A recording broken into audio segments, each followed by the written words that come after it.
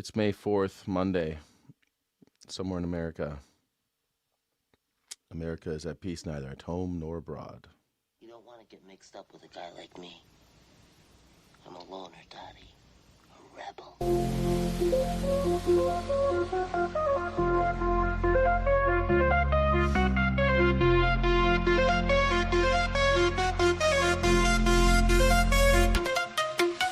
Sunrise on the horizon.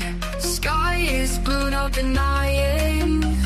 News with Skyjack Morgan. It's a bright and early new dawn. Every headline, every story. Get your morning some glory. Stay informed, stay tuned as the day greets new blue.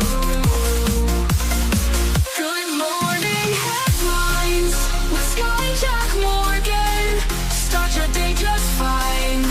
Information for you, darling. Used to fill you right up. Cleansing weather on the go. Morning shows you need to know. Join us on this daily ride with your morning side by side. Catch the latest, feel the vibe. Sky will keep you well supplied. Good morning headlines with Skyjack Morgan. Start your day just fine. Information for you, darling.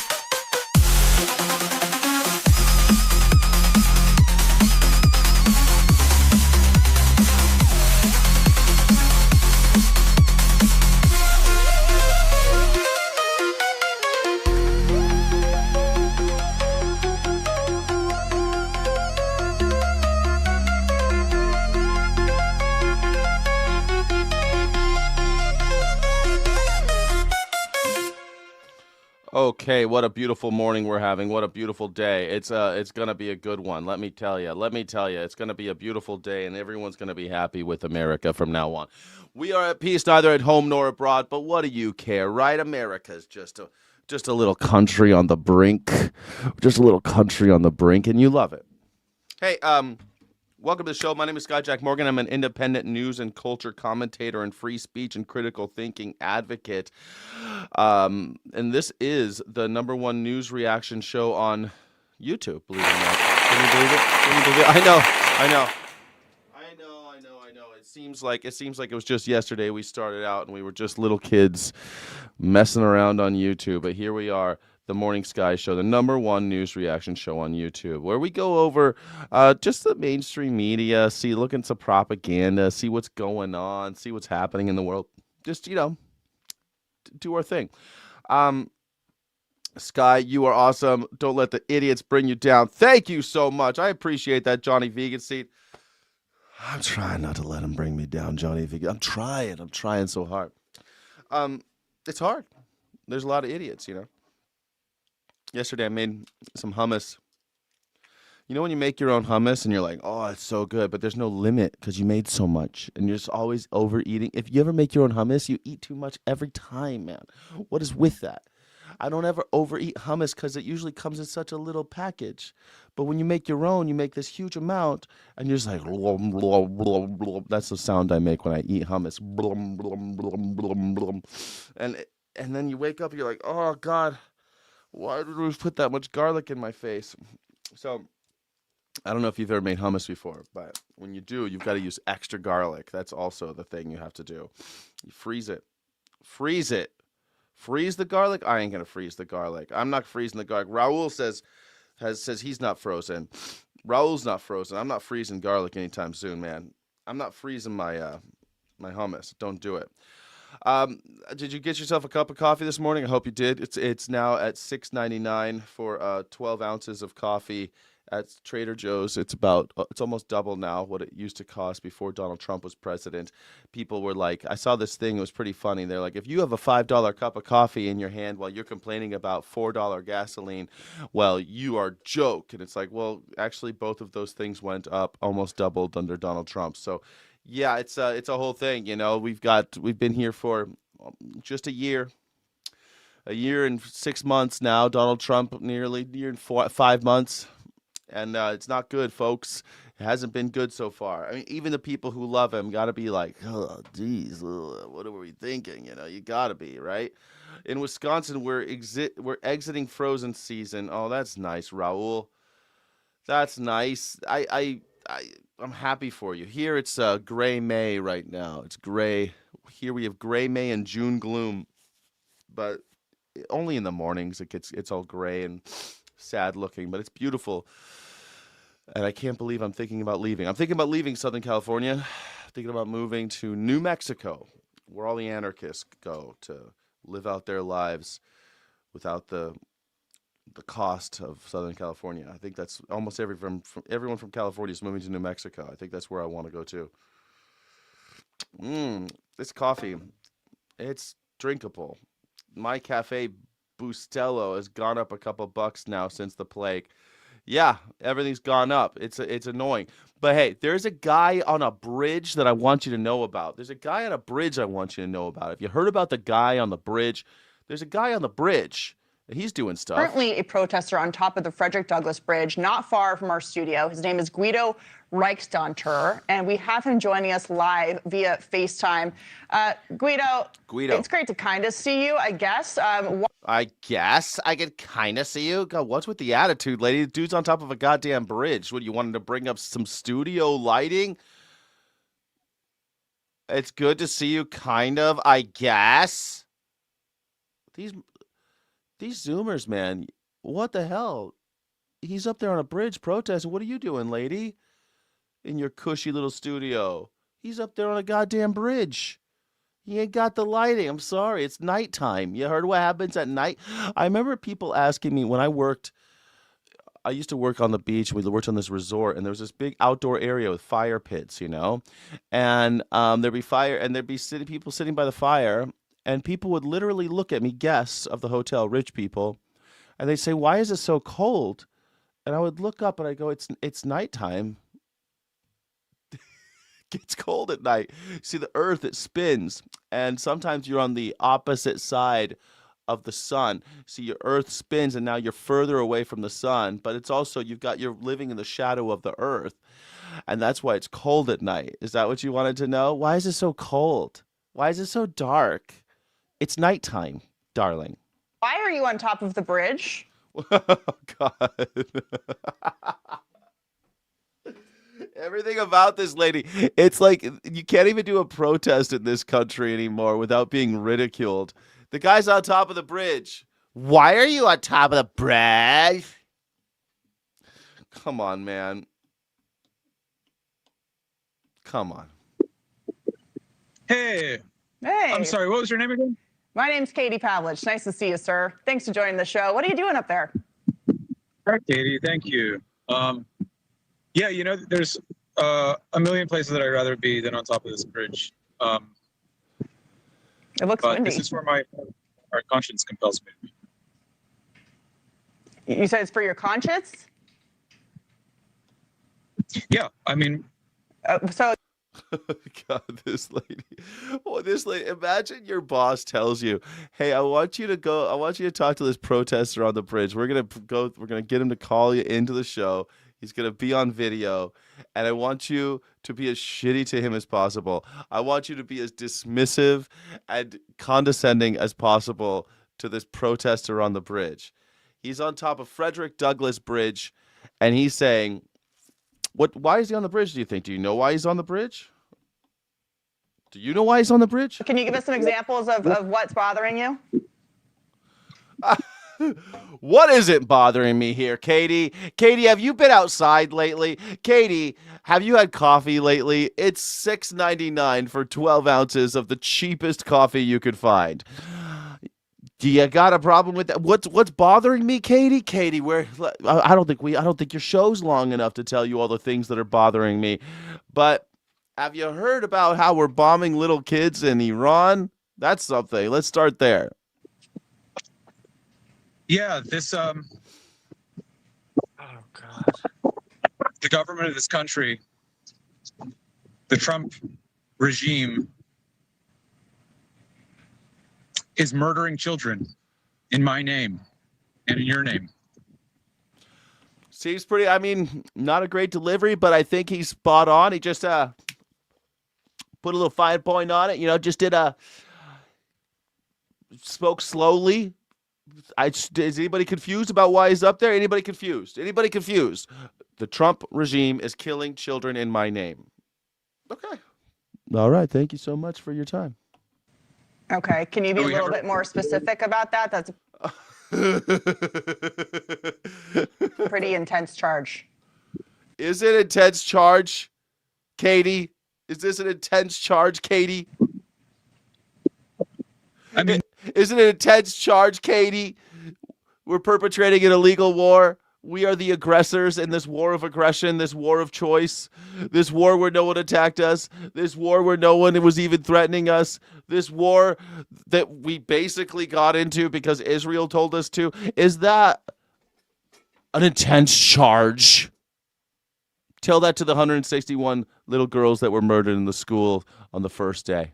You saw, as well as I did,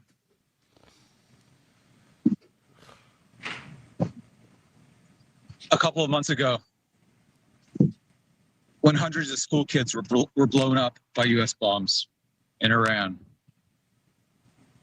And there's an ongoing investigation into that. There's an ongoing investigation. Shut up. Shut up, you. We're investigating. Says who? Who says we're investigating? Pete Hegseth says we're investigating, so just go to sleep, America. Pete Hegseth's on the case. He's got his magnifying glass out. He's following footsteps. He's like, oh, the game is afoot. He's got his pipe out, his hunter's cap. He's doing a whole Sherlock Holmes cosplay. It's great. That actually is not conclusive, but... It's not conclusive that we killed them? It's not conclusive that we killed children, Katie? I understand which story you're referring to, yes. Would you like to explain why else you're on the bridge? Typically, do you think that you're changing people's minds? You've been up there pretty much all day long. You've blocked traffic. The police... He blocked traffic? How's he blocking traffic? He's on top of the bridge. Traffic, you know what? It's okay to be angry about 161 little girls being blown up, blown to smithereens, as Donald Trump likes to say. Smithereens. They were blown to smithereens. But if you block traffic, you're the problem. You're the terrorist. You're not allowed to block traffic. Traffic? You block traffic? And you're complaining about Donald Trump bombing a school full of children while you're blocking traffic? How dare you, sir? How dare you? You're blocking traffic. You can't do that. You're a terrorist, and you have the gall to say that Donald Trump shouldn't have bombed that school full of children. Well, here's where the transgressions rank on the hierarchy. Number 1, blocking traffic. Number 2, killing children. Jesus. No, it's number 1, blocking traffic. You're the worst terrorist of all time. Number 2, telling a joke about the president. You're a horrible terrorist. Number 3, peaceful protest against people being brutally torn out of their homes and children being held hostage and put into concentration camps. You're a terrorist if you have a problem with that. Number 4, somewhere down like number 20 is bombing school kids, like bombing school children. That's not even terrorism these days. Come on. Are now having to worry about you up there. Do you think it's an effective thing to do to make people wait in line to get on the bridge, to go to work, to go to the hospital for... Well, I'm on the news. ...labor delivery or an emergency for the sake of you being up there? Do you think this is changing people's opinion?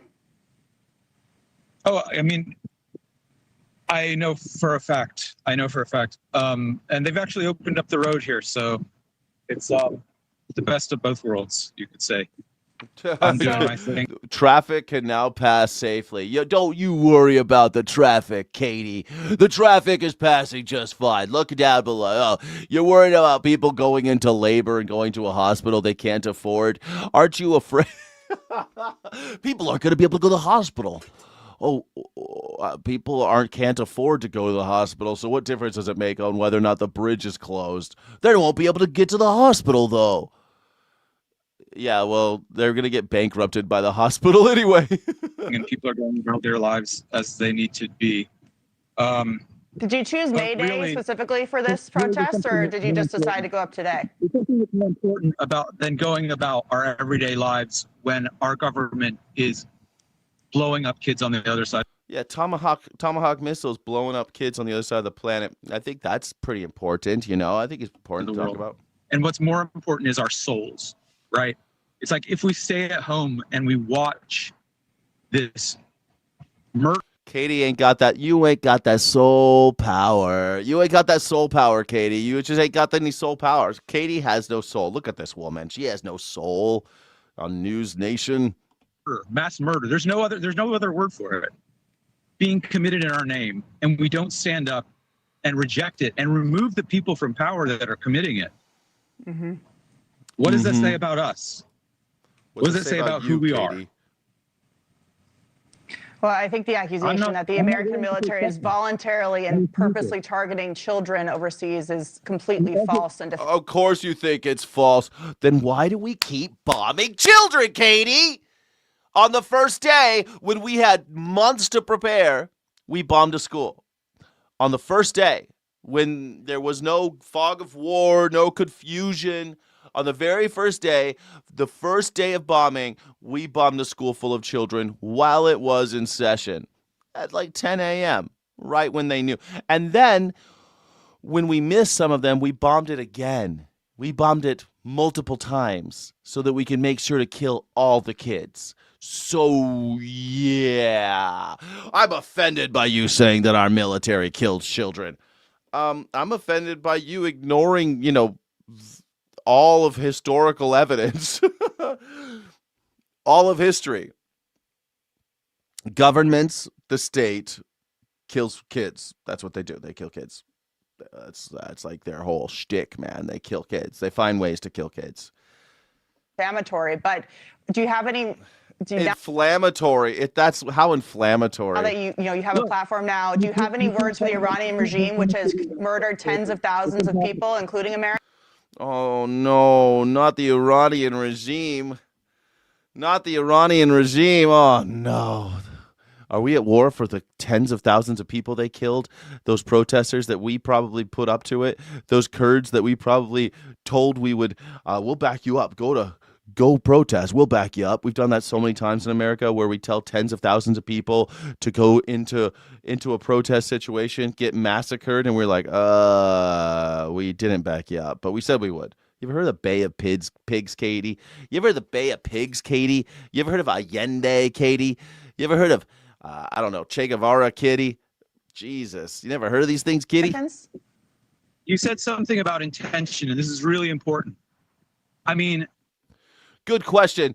Ben from Berlin asks, why are we doing horizontal and vertical? Because people complain every day that the vertical cannot be heard in the back. They can't listen to the show in the background on vertical. I know. Everyone's got a problem. I don't know. YouTube can't sort this shit out where the vertical and the horizontal doesn't split the chat. I'm just trying to live in this world, man. I don't make YouTube, but YouTube won't let people apparently listen to the show in the backgrounds on their phones without going horizontal. They can do it on horizontal, but not vertical. So this is the world I live in now. So we're doing horizontal and vertical. I'm terribly sorry for all the confusion, but this is the world I live in, guys. You can say that you don't want children to die, but if you endorse the bombing of a city, children are going to die. It's an inevitable consequence of the choice. What about the Iranian regime bombing America? What about the Iranian regime? Did the Iranian regime bomb Americans, Katie? Did the Iranian regime bomb anyone before we bombed their schools full of children? Americans and bombing their own people and shooting their own people in the head. What aboutism? I mean, it's terrible, right? So should they be stopped? It's terrible. They should. So how do you propose we stop them? By all nonviolent means possible. So your suggestion is to stop a violent regime with what? The same way we've always done it, Katie. The same way we've always stopped violent regimes, Katie. What the hell? What do you think, Katie? I don't like. Are you pro bombing schools full of kids? This lady is literally defending bombing schools full of kids. to the protester on the bridge? It would take sacrifice. It would take great sacrifice. Well, tens of thousands of Iranians went to the streets unarmed and they were murdered. We're buying oil from. We are directly funding and enabling these regimes. So we're not buying oil from Iran. We have our own oil. The first step, this lady, is to not. Can you imagine if this was your job? Like they tell you to get up there and just ridicule this guy, this like this shit-eating human being. It's unbelievable. I love it. I love it. I'm here for it. Financially contribute to the evil that's being done in our name. Like when people are going about their everyday job, they're paying their taxes, they're going to work, and that money is being used to buy bombs, to drop bombs on kids on the other side of the world. It's obscene, and it needs to end. Thank you for watching. They bombed Israel after Israel was aggression. After Israel's aggression, Iran bombed Israel. But hey, you know what? If we're gonna go back in time, we started this anyway. I love people always want to go back. How far back do you want to go where Iran's the bad guys? I keep on seeing this on CNN and all these news stations. Well, Iran did this in 1992 or whatever the hell. It's like, do you want to know what we were doing in 1992, buddy? You want to know what we did in 1953, what we did in 1979? In 1979, a lot of people think that history began in 1979. 1979, 47 years ago, Iran decided that they don't want to sell oil to America. They don't want to deal with us anymore. They don't want to deal with any of our friends anymore. They said, screw you. We'll sell oil to somebody else. If you want to buy it from us, you got to buy it on our terms. And that's going to be expensive, and the money is going to go to our people instead of your people. That's it. You're going to buy oil from us because we have it and you want it. Capitalism. And so free market economy. And what do? We put this guy named Saddam Hussein into power in Iraq, and we gave him lots of money and missiles to bomb Iran every day. Iran got bombed for 47, well, not 47 years, but for a long time. Iraq just bombed Iran. That's why we were friends with Saddam Hussein for so long. Donald Rumsfeld went there as a young man to get Saddam Hussein as much power as he could, kill his own people, kill the Kurds again. We love killing the Kurds. We love killing the Kurds. And so he went and killed the Kurds, and we were like, yeah. And he was a Sunni Muslim, and the Iranians are Shia Muslim. And we knew that that was the case, and we hated it. We love the fact that they hate each other. So we put the Sunni minority government in power in Iraq, and he just started killing Shia Muslims, man. He just started killing them and killing them and killing them, and then kept on launching bombs into Tehran. And we were like, oh, it's got nothing to do with us. We're the good guys. We love this place. We're the good guys. That's why use is out of OPEC. USA is out of OPEC, right? USA is out of OPEC. We're not in it. Yeah. We're not in OPEC. My history began in 1985. Perfect. Only wanted to go back 1 year. I know. But bombing Israel, Iran bombing Israel, it's not like they just out of nowhere bombed Israel, did they? No, they returned fire is what happened. Israel bombed Iran, Iran bombed Israel, and they nothing really happened. A few people died. Israel didn't even get just intercepted all the bombs. Like they didn't even have a scratch on them. Not even a bloody nose. And that was the end of it, we thought. We thought that was the end of it. Remember that? We thought, oh, well, that's it. That's the Gulf states are all is well again. We are at peace in the Gulf. Remember that? That was fun. Doing very well with regard to Iran. Oh, UAE. You meant UAE? Yeah, UAE. They've got all sorts of issues too. But anyway, what do we want to talk about OPEC for? History of OPEC. It's so much fun, but, Again, they want to make a deal. They're decimated. They're having a hard time figuring out who their leader is. They don't know who their leader is because their leader. That's what happens when you kill all the leaders, you see. You don't know who to negotiate with. When you go and assassinate people and you're like, oh, now it's time to negotiate, but we don't want to actually. You could assassinate all them and then take over the country and occupy them for 20 years. You could do that. But if you kill all the leaders and then you're like, let's negotiate, there's no one to negotiate with, Donnie. Now you just got a bunch of generalissimos doing all sorts of shit that we don't know what's going on. He's gone.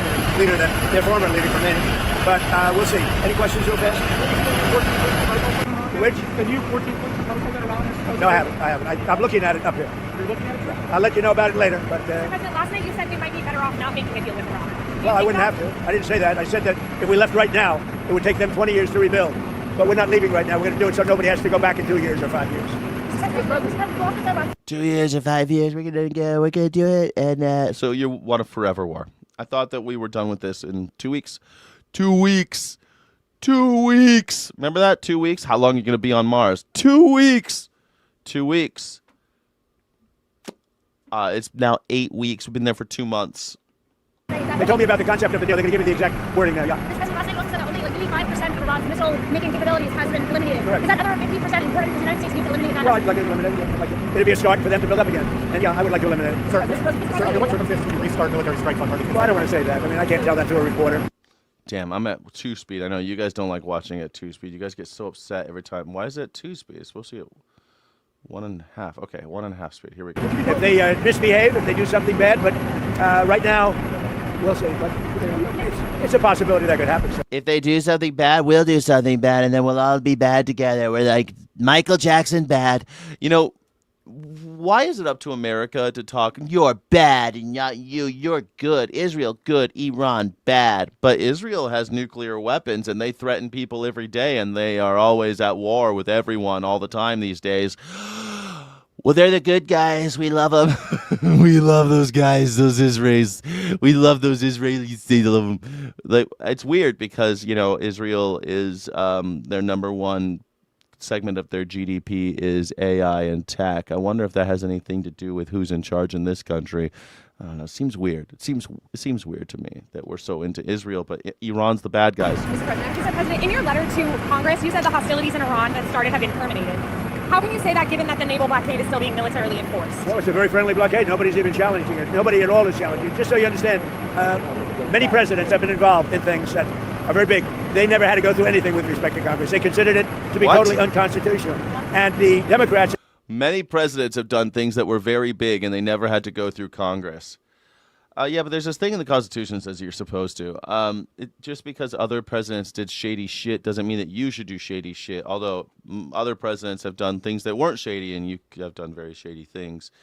I guess it's every president. This is why you can't let presidents get away with shit. This is why I always say that all these people who love Biden and Barack Obama, they're the same people as this guy. They did shady shit without going to Congress and not consulting the people. And guess what?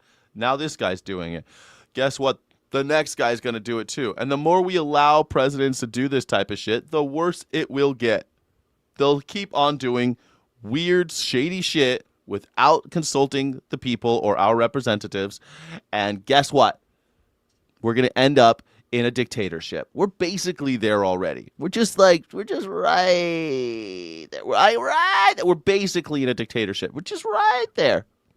Just almost there. It's good times for everybody, and everyone's going to love it. It's going to be a good time. In Congress that push this, and probably a couple of Republicans, they're hurting our negotiating ability, which is infinite right now. And they shouldn't be doing it. It's never happened before. No other president's done it, and I'm not going to be the first. Thank you very much. But you're in the first in so many things. Why not be the first to actually go to Congress and declare war against, if your war is just, if this is a just war, plead your case. Even George W. Bush pled his case. I mean, he lied. Weapons of mass destruction. Come on. But at least he gave us the courtesy of lying to us. This guy doesn't even try to lie. Nukes. They're all with the nukes. I guess that's the lie, right? Weapons of mass destruction. It's the same lie. But at least George W. Bush, he got like Hans Blixer and all these other guys to go in and pretend like they were looking for weapons of mass destruction. There was an argument about whether or not they existed. And they're like, here's the pictures of aluminum tubes. Do I need to tell you what you could do with aluminum tubes in Iraq? And do I need to tell you what you can do with aluminum tubes? I mean, it's insane what you could do these days with aluminum tubes. In the hands of Iraqi children, they could do anything. They could build weapons of mass destruction. And also chemical weapons. We'll look out for the chemical weapons. Chemical weapons, they're a doozy. How did they get this chemical weapons? How did Iraq get chemical weapons? The United States gave the weapons to Iraq. All the weapons that they had, the United States gave them to them. Yeah. Why? Why did America give all those weapons of mass destruction to Iraq? To kill Iranians. It's just like, God damn it. It's so frustrating to watch the news these days when people don't even realize that we were the ones who put Saddam Hussein in power, gave him weapons to kill Iranians for as long as as soon as they decided to do their own thing, 1979, we put Saddam Hussein in power. We went all in on Saddam Hussein. Sat him. Gave him all the weapons he could hold, and then told him to aim them all at Iran. And Russia was like, we love Iran though, and Russia was like, we're gonna protect Iran. We're like, we're gonna protect Iraq. We love Iraq. It's good times. New York City Mayor Rudy Giuliani is in the hospital in critical but stable condition in Florida this No! morning. The spokesperson not disclosing the 81-year-old's illness, although he Not Rudy. He's 81 years young. Come on, not Rudy Giuliani. Oh no! What will his cousin think? The cousin that he married. What will Rudolph Giuliani's cousin wife say about this? Oh no! has had past health battles. Giuliani was commended for his leadership during the Yeah, he was commended for his leadership during September 11th. But basically, anybody could have done that job. Anybody at all could have done Rudy Giuliani's job. They used to call him, before September 11th, Rudolph Gestapo Giuliani was what they called him in New York. His Honor. Next, they called him His Honor and Rudolph Gestapo Giuliani. He was really into stop and frisk.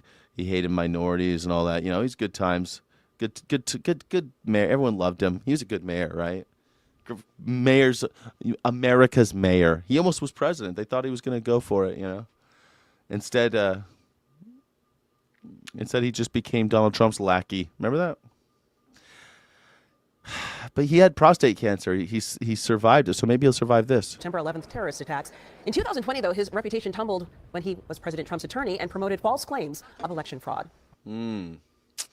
Police north That's of going to be his obituary. That's going to be Rudolph Giuliani's obituary. Well, remember 9/11? That sucked. Remember him, and we got famous again, and people thought he was cool again, even though we all said he was the Gestapo, like just literally days before September 11th. Everyone thought he was a Nazi, and then September 11th happened, and it was like, oh, Rudolph Giuliani, he's great. I mean, he's really a great leader, and everyone was super stoked about Giuliani. He was all over the news, and people liked him again.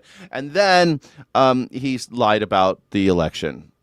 That's going to be Rudolph Giuliani's obituary. Maybe we'll just watch what he did during Borat 2 when he was trying to get his wiener wet from a fake journalist. That was fun. That was funny, right? That was the good times.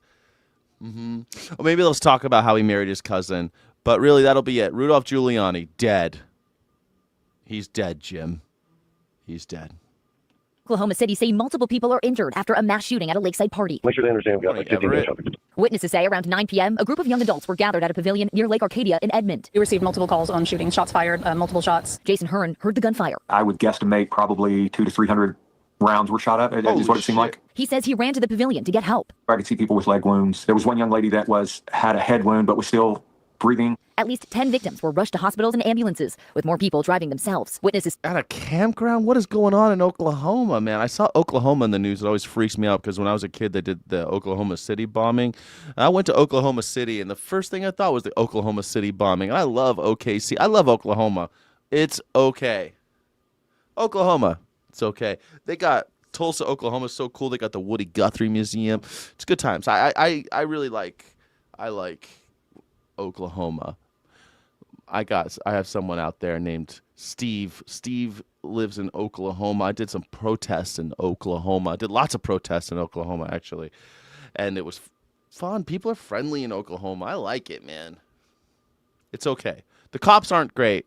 But they're not great anywhere, You can't trust cops anywhere, least of all Oklahoma.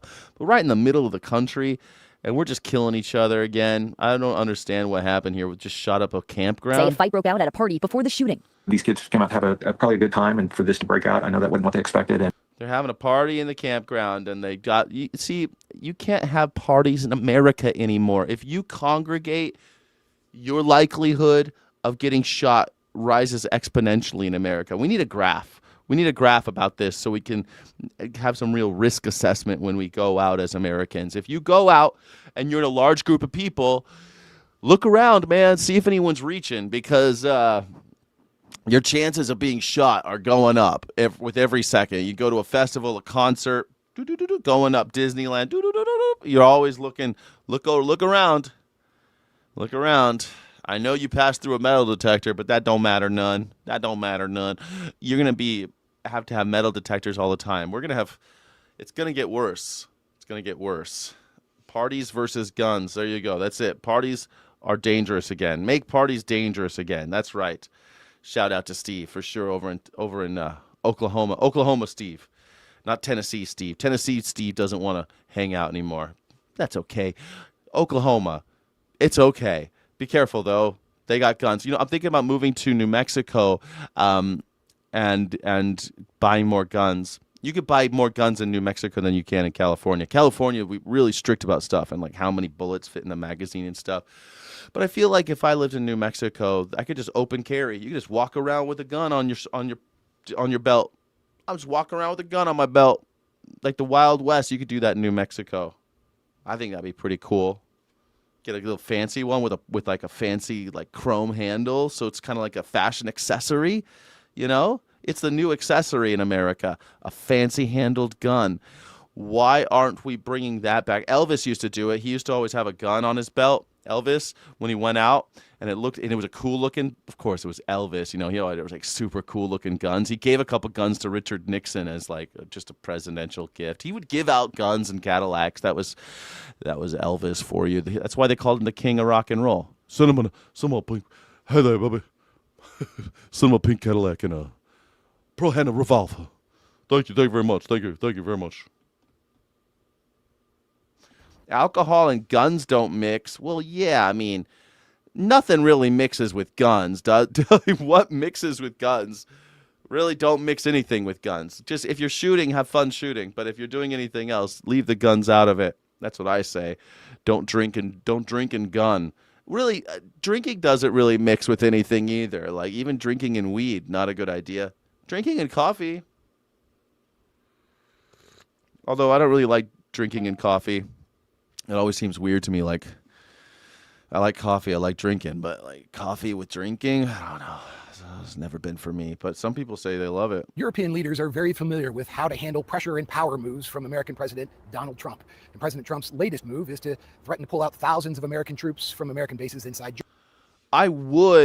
I would get a leather holster, except I don't believe in owning. I'm anti-slavery, so I don't think that we should be raping animals in order to kill their babies so that we can skin them and then cure their skin, and then usually in India and poison all the rivers and streams, and then so that I can have a little thing on my. We don't need it. It doesn't need to be leather, but I'm thinking about like some kind of holster with like a.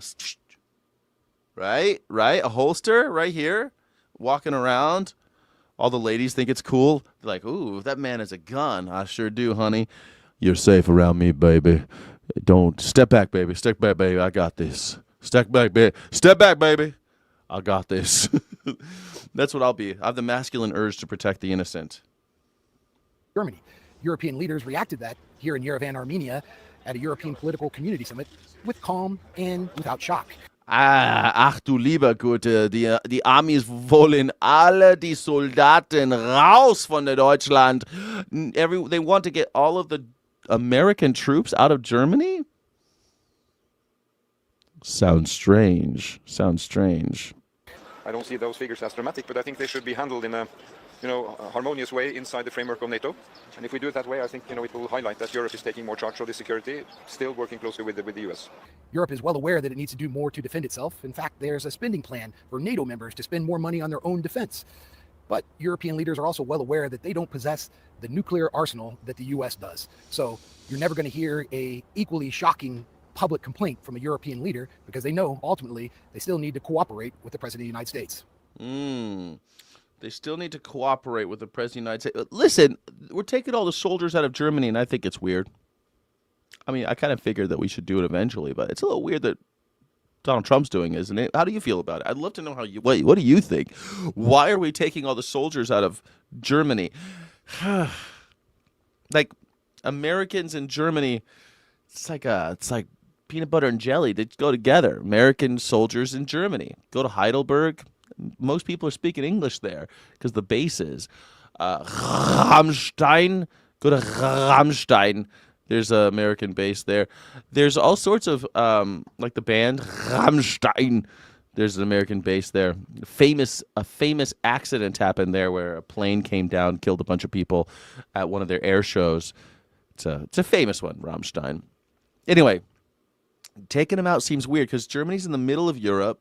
It always made sense that American soldiers would be there to, like, I don't know, keep the P's and Q's minding the P's and Q's of Europe, making sure that those Europeans don't get out of line, making sure the Russians don't get out of line, making sure, I don't know, having a presence in Europe. We're Americans, World War II. But I guess that's all over. The American century is over. Our empire is crumbling, and we need our soldiers back. They need to come back to the United States and start riots here. When the boogaloo kicks off, we're going to want as many soldiers here at home, right? So they can kill American citizens. I think that's maybe, if I put my tinfoil cap on, I'm thinking, okay, why would we bring all the soldiers home? So we can have them here. Let's station them here at home where we can control our own population. I mean, Pete Hegseth basically said as much. He said that they have the power of arrest, which is not true. That it's against our laws that American soldiers can't arrest American citizens. But Pete Hegseth doesn't believe in the Constitution. Neither does Donald Trump. So maybe that's what's going on. What do you think? Why are we doing? They are there to protect American interests. Sure.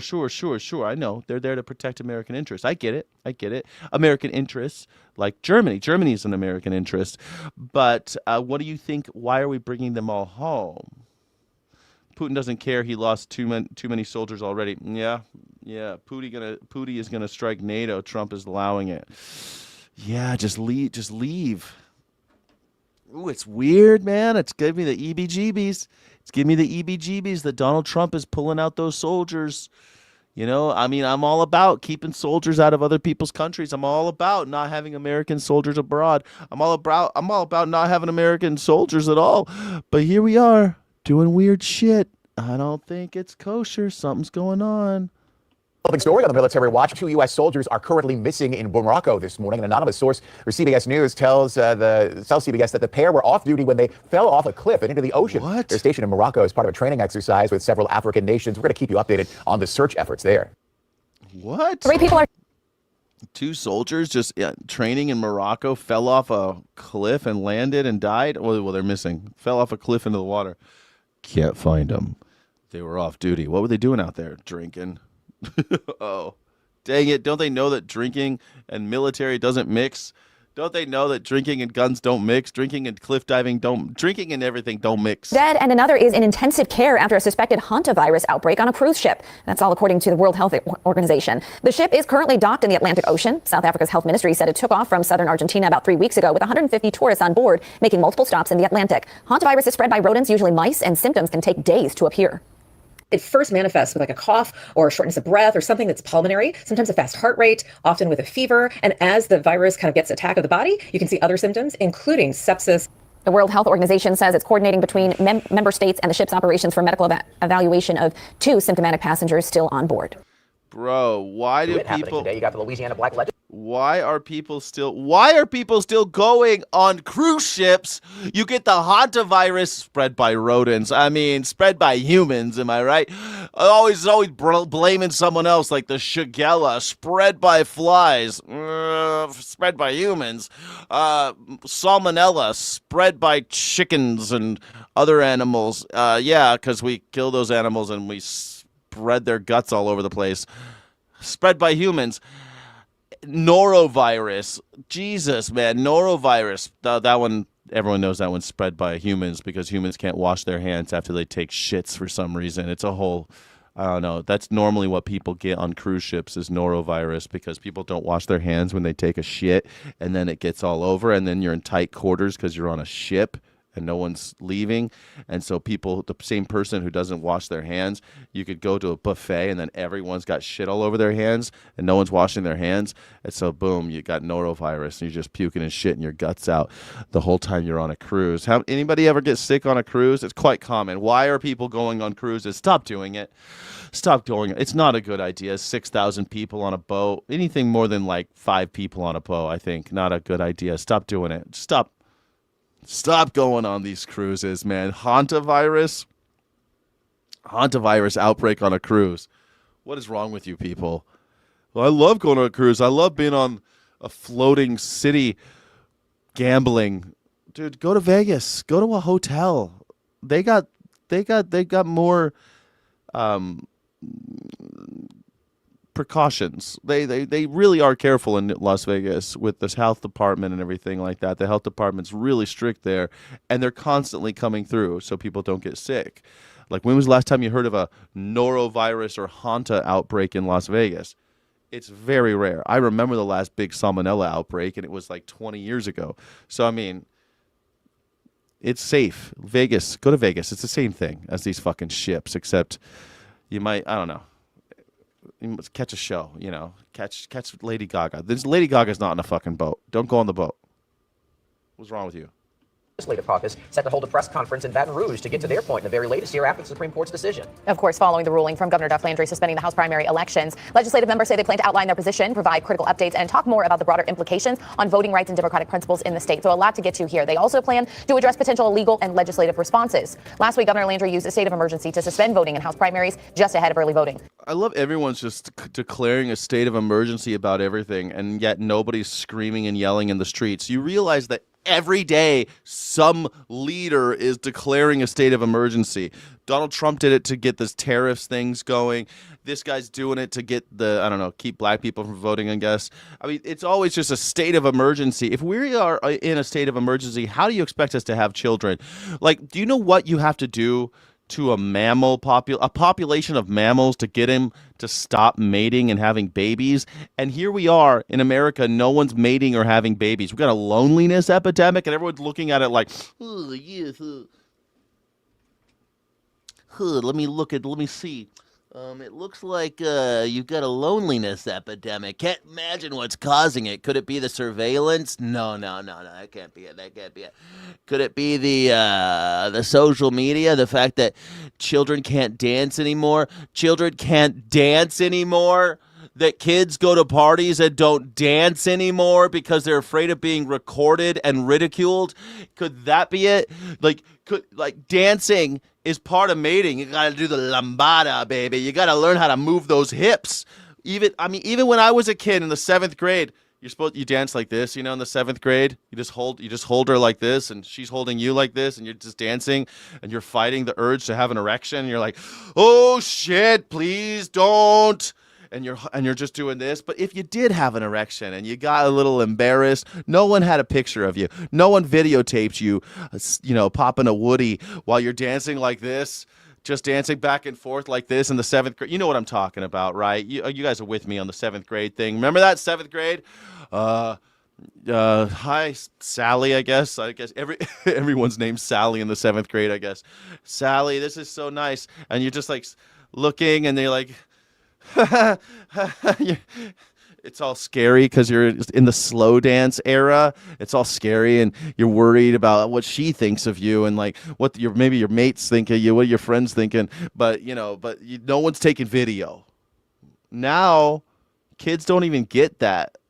Kids are like, they don't dance anymore. They can't even dance. I cage danced for a decade. Nice. Now that's the only kind of dancing that's out there right now. You can go to Vegas and see cage dancers, but dancing with another human being at a party as a kid, no, they're not doing that shit anymore. Could that be why no one's having babies? Could that be why this entire country is full of despair? That no one believes the future of this country is anywhere. Nothing bad can happen. Only the good can happen. Only the goodly things can happen. Nothing badly can happen. The bigly things might happen, but not the badly. This is the world I live in. No one can have babies. Anyway, we're in a state of emergency, everybody. State of emergency. Always a state of emergency. It's just a constant state of emergency. Are you on edge? Are you on edge? Black Legislative Caucus members say the recent actions by the governor have raised a number of concerns regarding governance and the integrity of Louisiana's voting process. There were some maps on the table that dealt with 5-1 maps. Is that what it was? Only it good can happen? Only it good can happen. Nothing bad can happen. Only it good can happen. I don't remember what he said. I remember how stupid it was. I don't remember the quote. So embarrassing. So embarrassing. But, I mean, look, potentially that could be a 6-0 map. Under a 5-1 map, the map initially was in New Orleans, but they could put a map that could try to pit Congressman Carter against Congressman Fields. That meeting is scheduled to take place at Mount Zion Baptist Church in Baton Rouge. That starts at 1:30. Zion? Mount Zion? Mount Zion? Oh, no, not Mount Zion. Oh, no. Mount Zion Church. Are all the churches that say Zion, are they changing their names? They're going to change their names because they want to be called Zionists. Zionist is such a dangerous word now. Don't call me a Zionist. Don't call me that. No one even knows what a Zionist is. Only been on edge since September 11th, 2001. Oh, my God. Yeah, I feel like we were on edge since 2001, and then I feel like it got a little better there for a second. Did it get better for a second? Like around 2000, I don't know, 2010-ish? Did things feel pretty good in 2010 to anybody else? Like recovering economy, everyone was doing okay, businesses were opening. Did everyone feel pretty good in 2010, or was it just me? Felt like things were bouncing back. I thought 2010 was a pretty good, and then 2013 it was still pretty good. I lived in Vegas in 2013. Everything, it was like 2010 to 2015-ish. I feel like we had a good little span, right? To like 2010 to 2015. Was that a pretty good? Did anybody have a good time there? You accidentally bred twice. Nice. That's what happens. Cage dancing. Dancing. You were dancing and you got knocked up. That's what I'm talking about. Smoking Blondie. Hell yeah. Smoking Blondie. Dancing and getting laid. That's the problem. People can't get laid if they don't dance. You were dancing, you got laid, got knocked up. That's how that works. That's what happens. That's what happens. Thank you, Sayard Yan. Absolutely. By accident. 2015, you got knocked up. But 2010 to 20, that means in 2010 to 2015, you were having a good time, Smoking Blondie, dancing and fucking. So that's pretty good. 2010 to 2015, dancing and fucking ain't bad. You know what I mean? I think I was really good from about 2010 to 20. Like I got divorced. It was one of the worst things that happened in my life. I was so depressed, man, when I got divorced. So depressed. But then I moved to Vegas, and I was like, I buried myself in work and vagina. I moved to Las Vegas and buried myself in work and women. And everything worked out okay until 2016. And then Donald Trump was president. Things started taking a turn for the worst. So I moved to California. And I thought things were getting better because I'm in California. Nothing can hurt me in California. My career was going great. Everything was going great. And then this little thing happened in 2019. Damn it. Damn it. You got me again. It's like every time I feel like we're going to make it, nailed. Oh, shit. Hold on a second. I just messed that up. Damn it. I just messed this up. Hold on. My Mr. Butterfingers. Mr. Butterfingers strikes again. Hold on a second. I got to reset Bridge in this. D.C., police have stopped traffic. Hold on. Here we go. All right, more than two. I wanted to talk about this. We're not going to watch all 2 hours of this segment, but best bread I ever had. Nice. Breeding. Best burying. Yeah. Bury yourself. If you get a divorce, go someplace where the women are fast and business is good. Go somewhere where the women are good, where the women are fast and the business is good.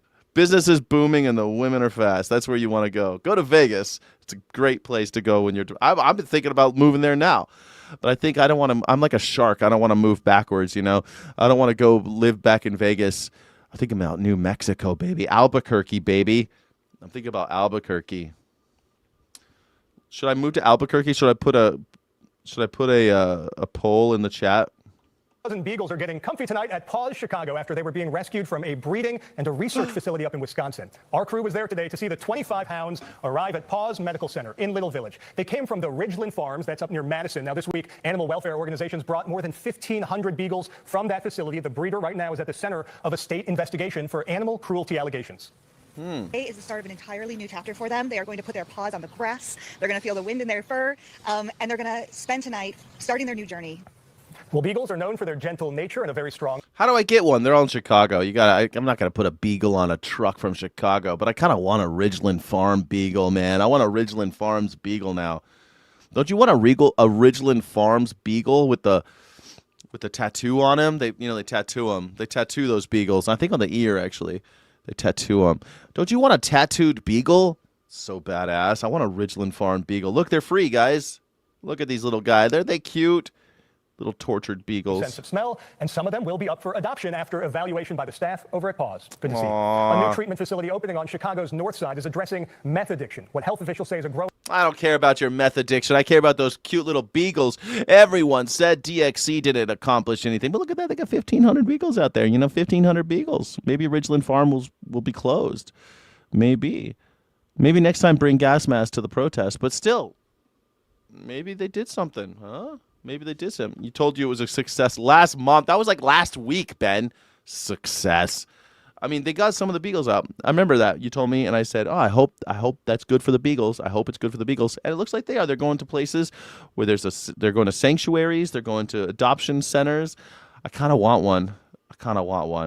Although, can I get one of the ones that has already had the vocal cord surgery? Can I get one of those? It's so horrible. They cut out their vocal cords so they can't bark because that's just what they do. They cut out their vocal cords so they can't bark, and the little beagles like that's how they bark. They still bark, but they go. That's what a barking dog sounds like when they rip out their vocal cords. It's sad, but it's also kind of cute. And I kind of want one. I want one of those. Can I get one of those? Because a barking dog, they could be. Well, technically it was last month. Yes, technically it was last month. It was in April. Now it's May. I know. But you're acting like I told you last month. I know, Ben from Berlin. Du musst immer so exakt sein, na? Immer musst du so deutsch sein. You don't have to. Listen. It's mean? Yeah, it's mean. It's mean. Always bring, masks and vinegar. Vinegar counteracts the tear gas, Johnny Vegan Seed. Yeah. Anyway, I want to adopt one of these dogs. I do. But I'm all the way down here, and I can't move to New Mexico if I got a dog. Maybe when I'm in New Mexico, I'll get a dog. Wouldn't that be cute? And everyone can be like, oh, he has a dog. And I can put him in the background of my shows. And if he does anything, and I'll shock him like Hassan Piker, I'll force the dog to sit behind me at all times when I do my shows. And everybody can be like, oh, what's going on? Is that dog alive? Yeah, it's just very well trained. And if he moves, I shock him like Hassan Piker. Isn't that what we do? Bridge in D.C. Hassan Piker. Look at this guy on the bridge. He's still up there. Police have stopped traffic for what they're calling a barricade situation. Now, this is causing major backups around Nats Park as well as Audi Field. Thank you for being here with us tonight at 5 o'clock. I'm Lorenzo. He's a father of two. So let's get you right out to that scene right now. Our Rafael Sanchez Cruz is there with an update. Guido. I love him already. What's with all these Italian anarchists all of a sudden? We got Guido. We got Luigi. Luigi and Guido, man. I kind of feel I wish I were a spicy white boy. I wish I were Italian now. Can I be Italian? You guys take me? I want to be Italian. When I remember Hemingway writing about, I think he was writing about Italian anarchists in For Whom the Bell Tolls. I think that's the book. I don't know. When I was a kid, I read a lot of Hemingway. And I remember him talking about anarchists. I don't know. For Whom the Bell Tolls or Farewell to Arms. I don't know. It's been a long time since I read any Ernest Hemingway. Sun Also Rises, his first novel, is one of the greatest pieces of literature ever written, and I highly recommend it. Anyway. Rafa. Hey, Lorenzo. I can tell you just in the last, I would say 10 minutes, we're seeing a lot more movement up there. It seems like Lorenzo's in your bendo sipping on Lorenzo's. Man, I want to hang out with Lorenzo and Guido and Luigi, dude. I'm always hanging out with just me. Like the protester and the Sky City Rebels. What? Thank you so much for being here, Sky City who Rebels. was part of the May Day demonstrations across the district just actually pulled out a tent. And we are now seeing that somebody is taking ownership of this incident. And you might of this incident. You like the one about fishing? Where do I see it? I wouldn't sell though. Get a part-time job. You wouldn't sell what? Living in California, get a part-time job? Doing what? What should I get a part-time job doing? Working at Starbucks? Vinegar is sometimes made from wine, not always. Vinegar's not always made from wine. Come on. I like the one about fishing. That one's called The Old Man and the Sea.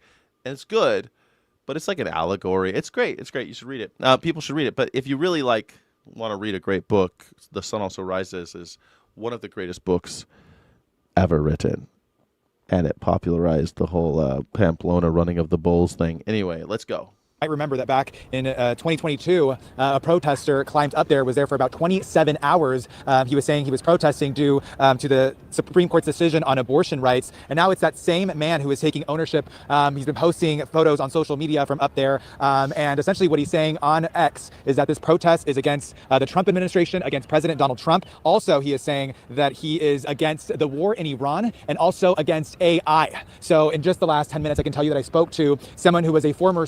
Yeah, tack on AI too. We're protesting against the war in Iran and AI. Yeah, sure. Throw AI in there too. Why not? What do you got? You know what I'm saying? What do you got? If I was not going to work, I'd move. Well, I'm still gonna work. I'm gonna work on my own creative pursuits, which is the dream, right? Like, I could work on just my creative stuff, like the YouTube channel. I could do music and write and do all the stuff that I want to do instead of having to work for some douchebag and trade my time for money. Please, sir, can I get Saturdays off so I can fuck all that? You know what? I'm sick of it. I'm sick of working for some other asshole. And for a while now, I've been able to cobble together little things and work here, work there, work for people, make stuff for people. But it's just too hard now in California. And it wouldn't be if Donald Trump wasn't in office. I'd stay here because now every little thing's so fucking expensive. I can't afford to live anymore. I'm getting nickeled and dime. It's death by 1,000 paper cuts, constantly getting paper cuts. I can't live like this. I just can't live like that. Yeah, the guy is all the way up there. It's pretty crazy, right? Spokesperson who worked on the bridge, and when she... That's what you have. It's an Airbnb, guys. This is what you forgot.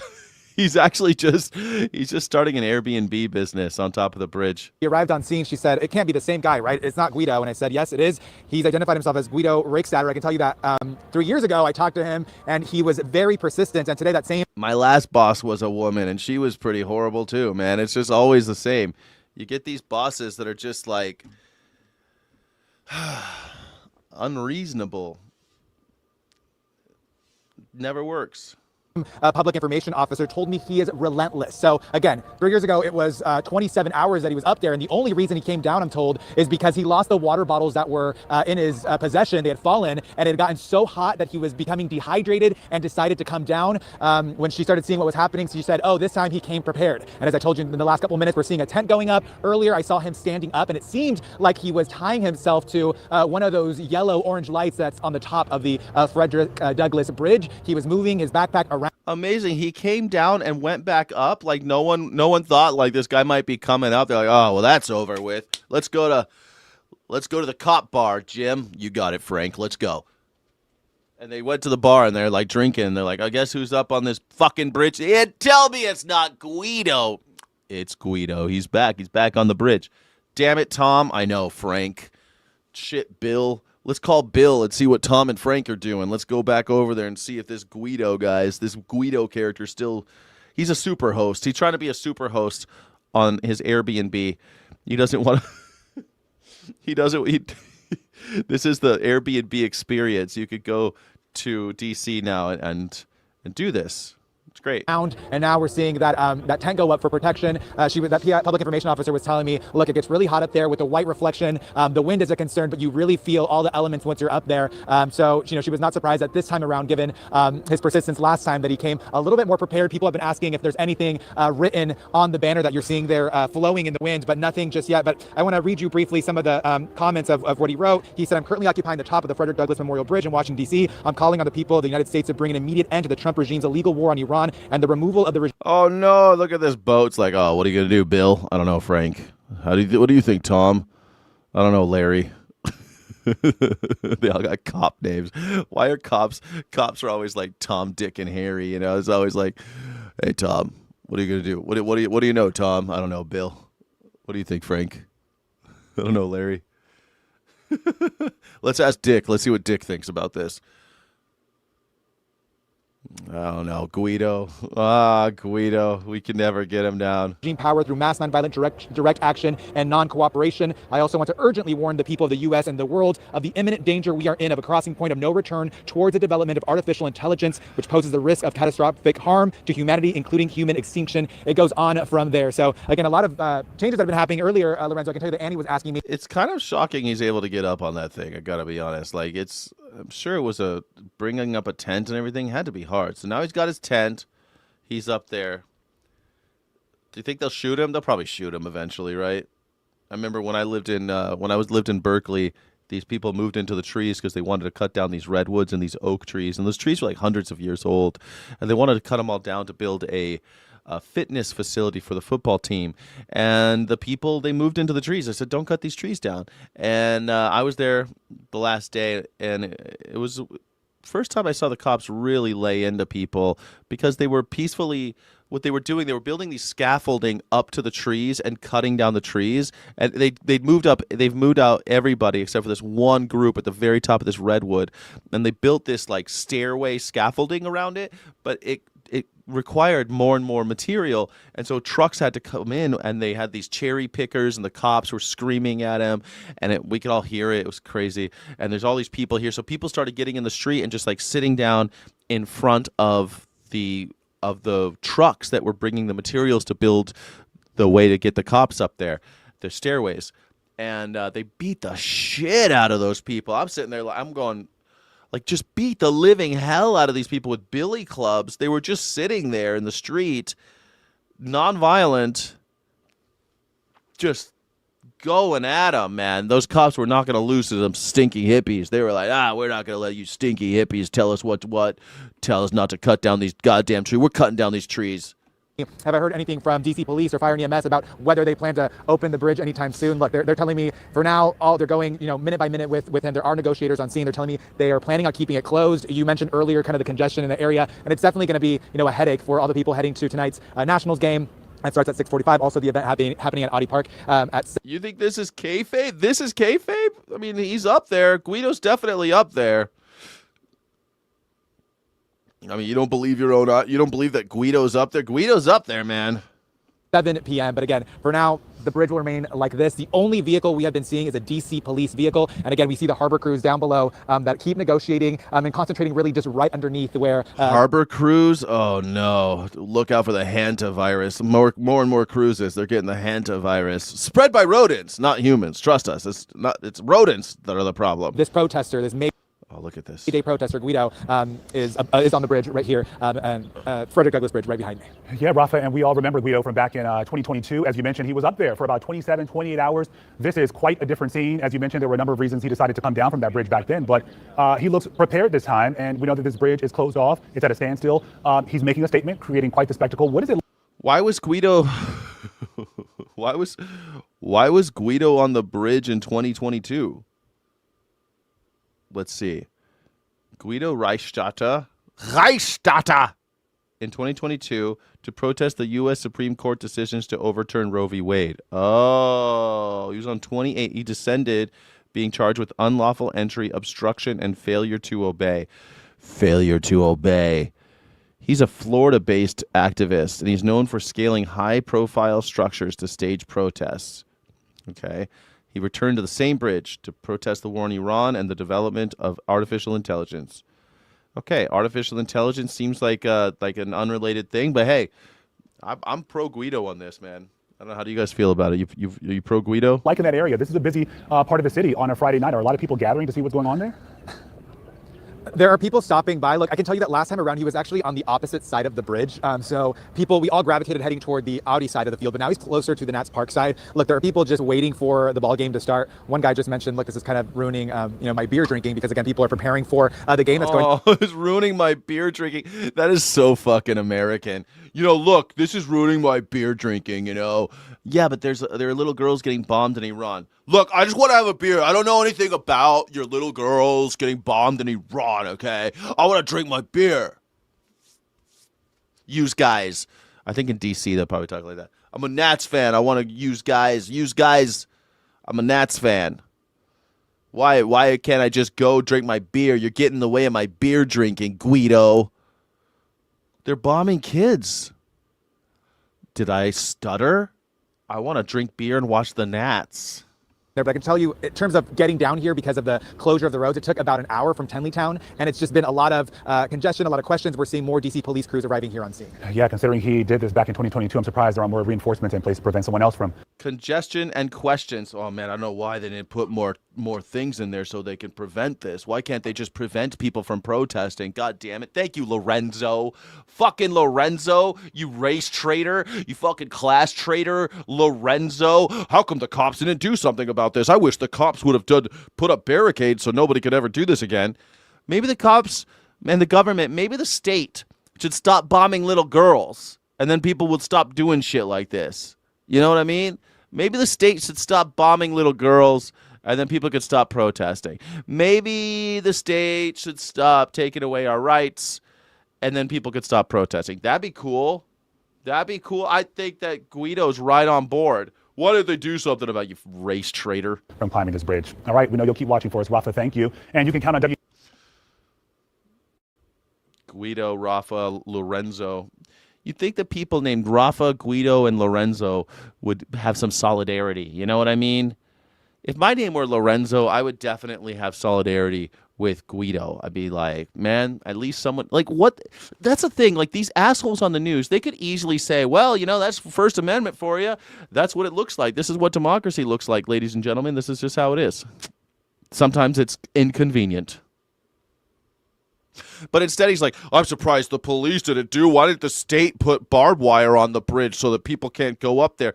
Bro, it's the Frederick Douglass Bridge. Do I need to remind you who Frederick Douglass was? A man born a slave, taught himself how to read, became one of the most famous orators in the world, single-handedly popularized the idea of emancipation.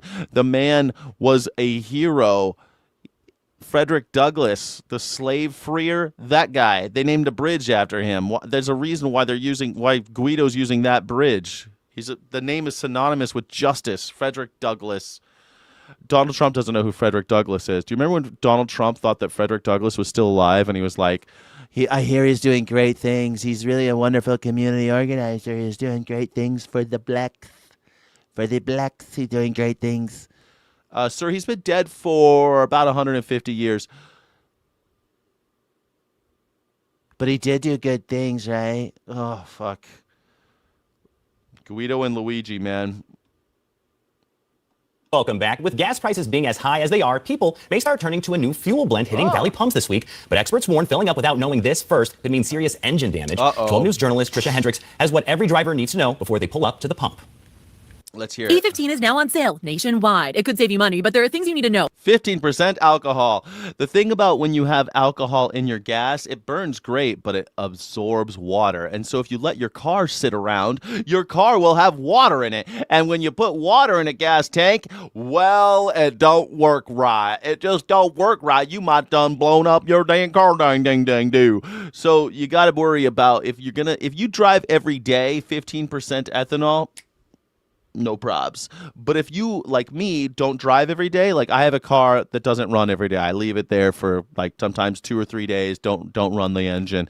You might have a problem because the gas will absorb water from the atmosphere, and then it will go into your internal combustion engine. Before you use it. E15 is gasoline blended with 15% ethanol, a step up from the E10 most drivers have been using for years. Yeah. The EPA approved it for nationwide sale beginning Friday, citing rising fuel costs tied to global oil supply disruptions. It's at more than 3,000 stations and typically priced lower than standard gas. I'm a realtor, so I can put on 100 miles a day.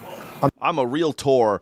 Yeah, weren't you asshole realtors, man? You all belong in jail, all you realtors. After 2008, not one of you went to jail. All those subprime 0% mortgages, all you sons of bitches.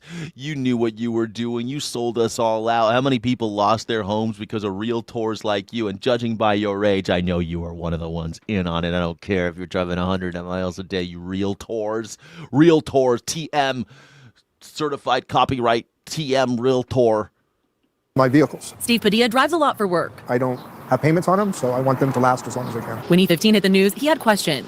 Multiple cars, has no payments. Sounds like this guy's doing pretty well for himself. Way to go, realtor. My engine makes me hesitant. Consumer Reports says E15 is generally safe for vehicles 2001 and newer, but checking your owner's manual before switching is essential. Older vehicles are a different story. Higher ethanol blends can corrode components not built for them, and this catches many drivers off guard. The damage can be costly. When gas prices go up, people freak out, and things, it cuts into people's budgets. Dave Martin owns Martin's Auto Repair. I got an E350 van, and I was putting $60, every time I filled it up. Now I'm putting $100 in. He says drivers should weigh the trade-offs carefully. The negative side to putting the ethanol in there is yes, you'll save money at the pump, but we also end up costing you more in gas mileage. You'll end up maybe losing 1 to 2% in fuel mileage. In the end, 1 to 2%, not a big deal. If you're a daily driver, though, you're going to have to do it. You can't afford it. 15%.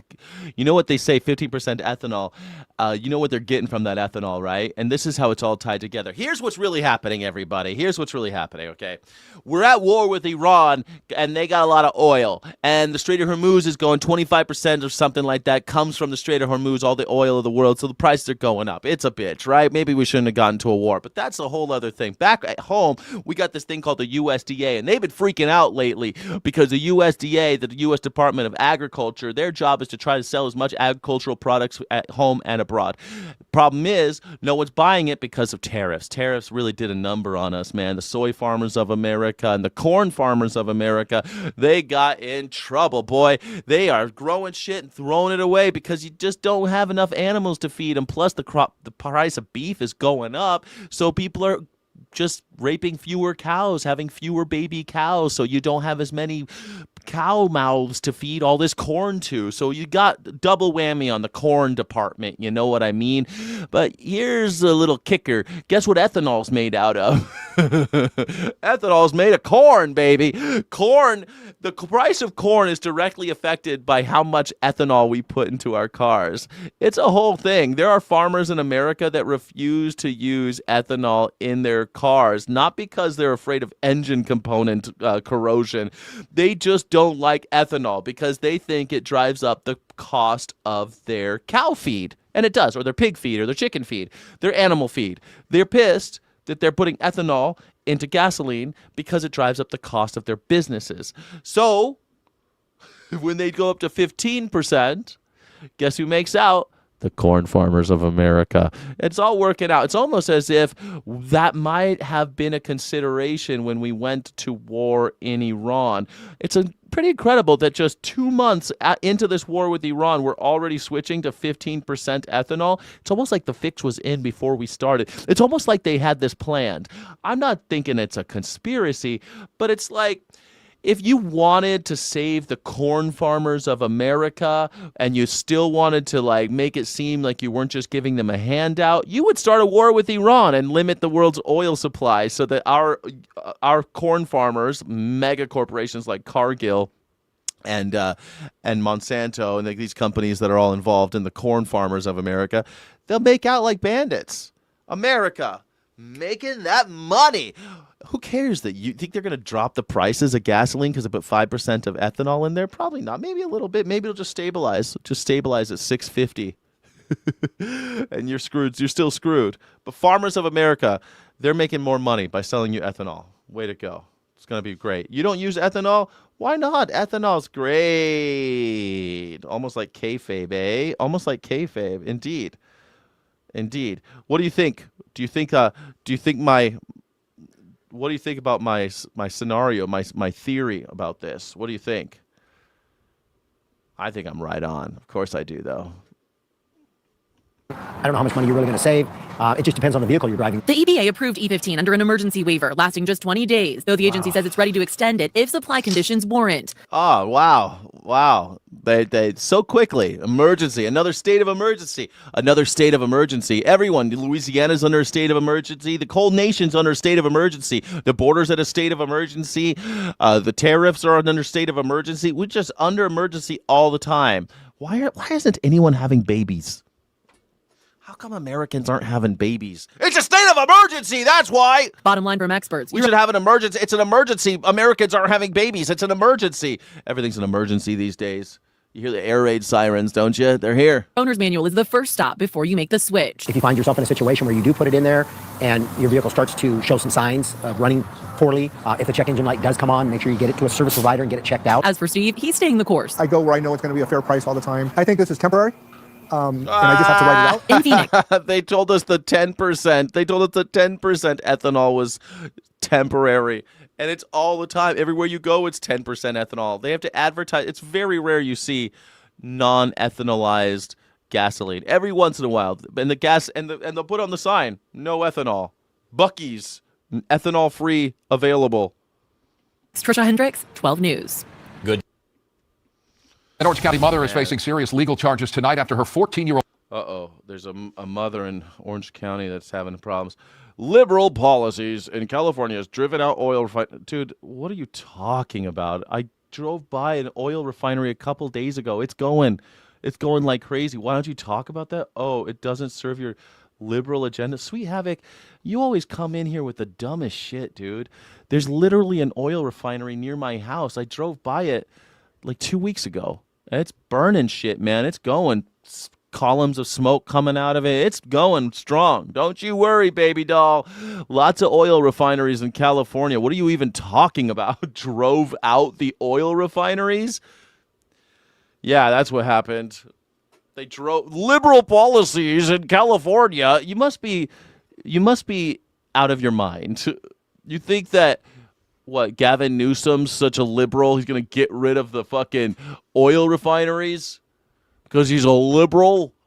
He wouldn't even punish PG&E for murdering all those people with their fire, the worst fire in California, maybe American history. It's really bad. Killed like 80-something people. Anybody else, if they'd started a fire, they would have gone to jail for a long, long time. But since it was a corporation, no one did any time.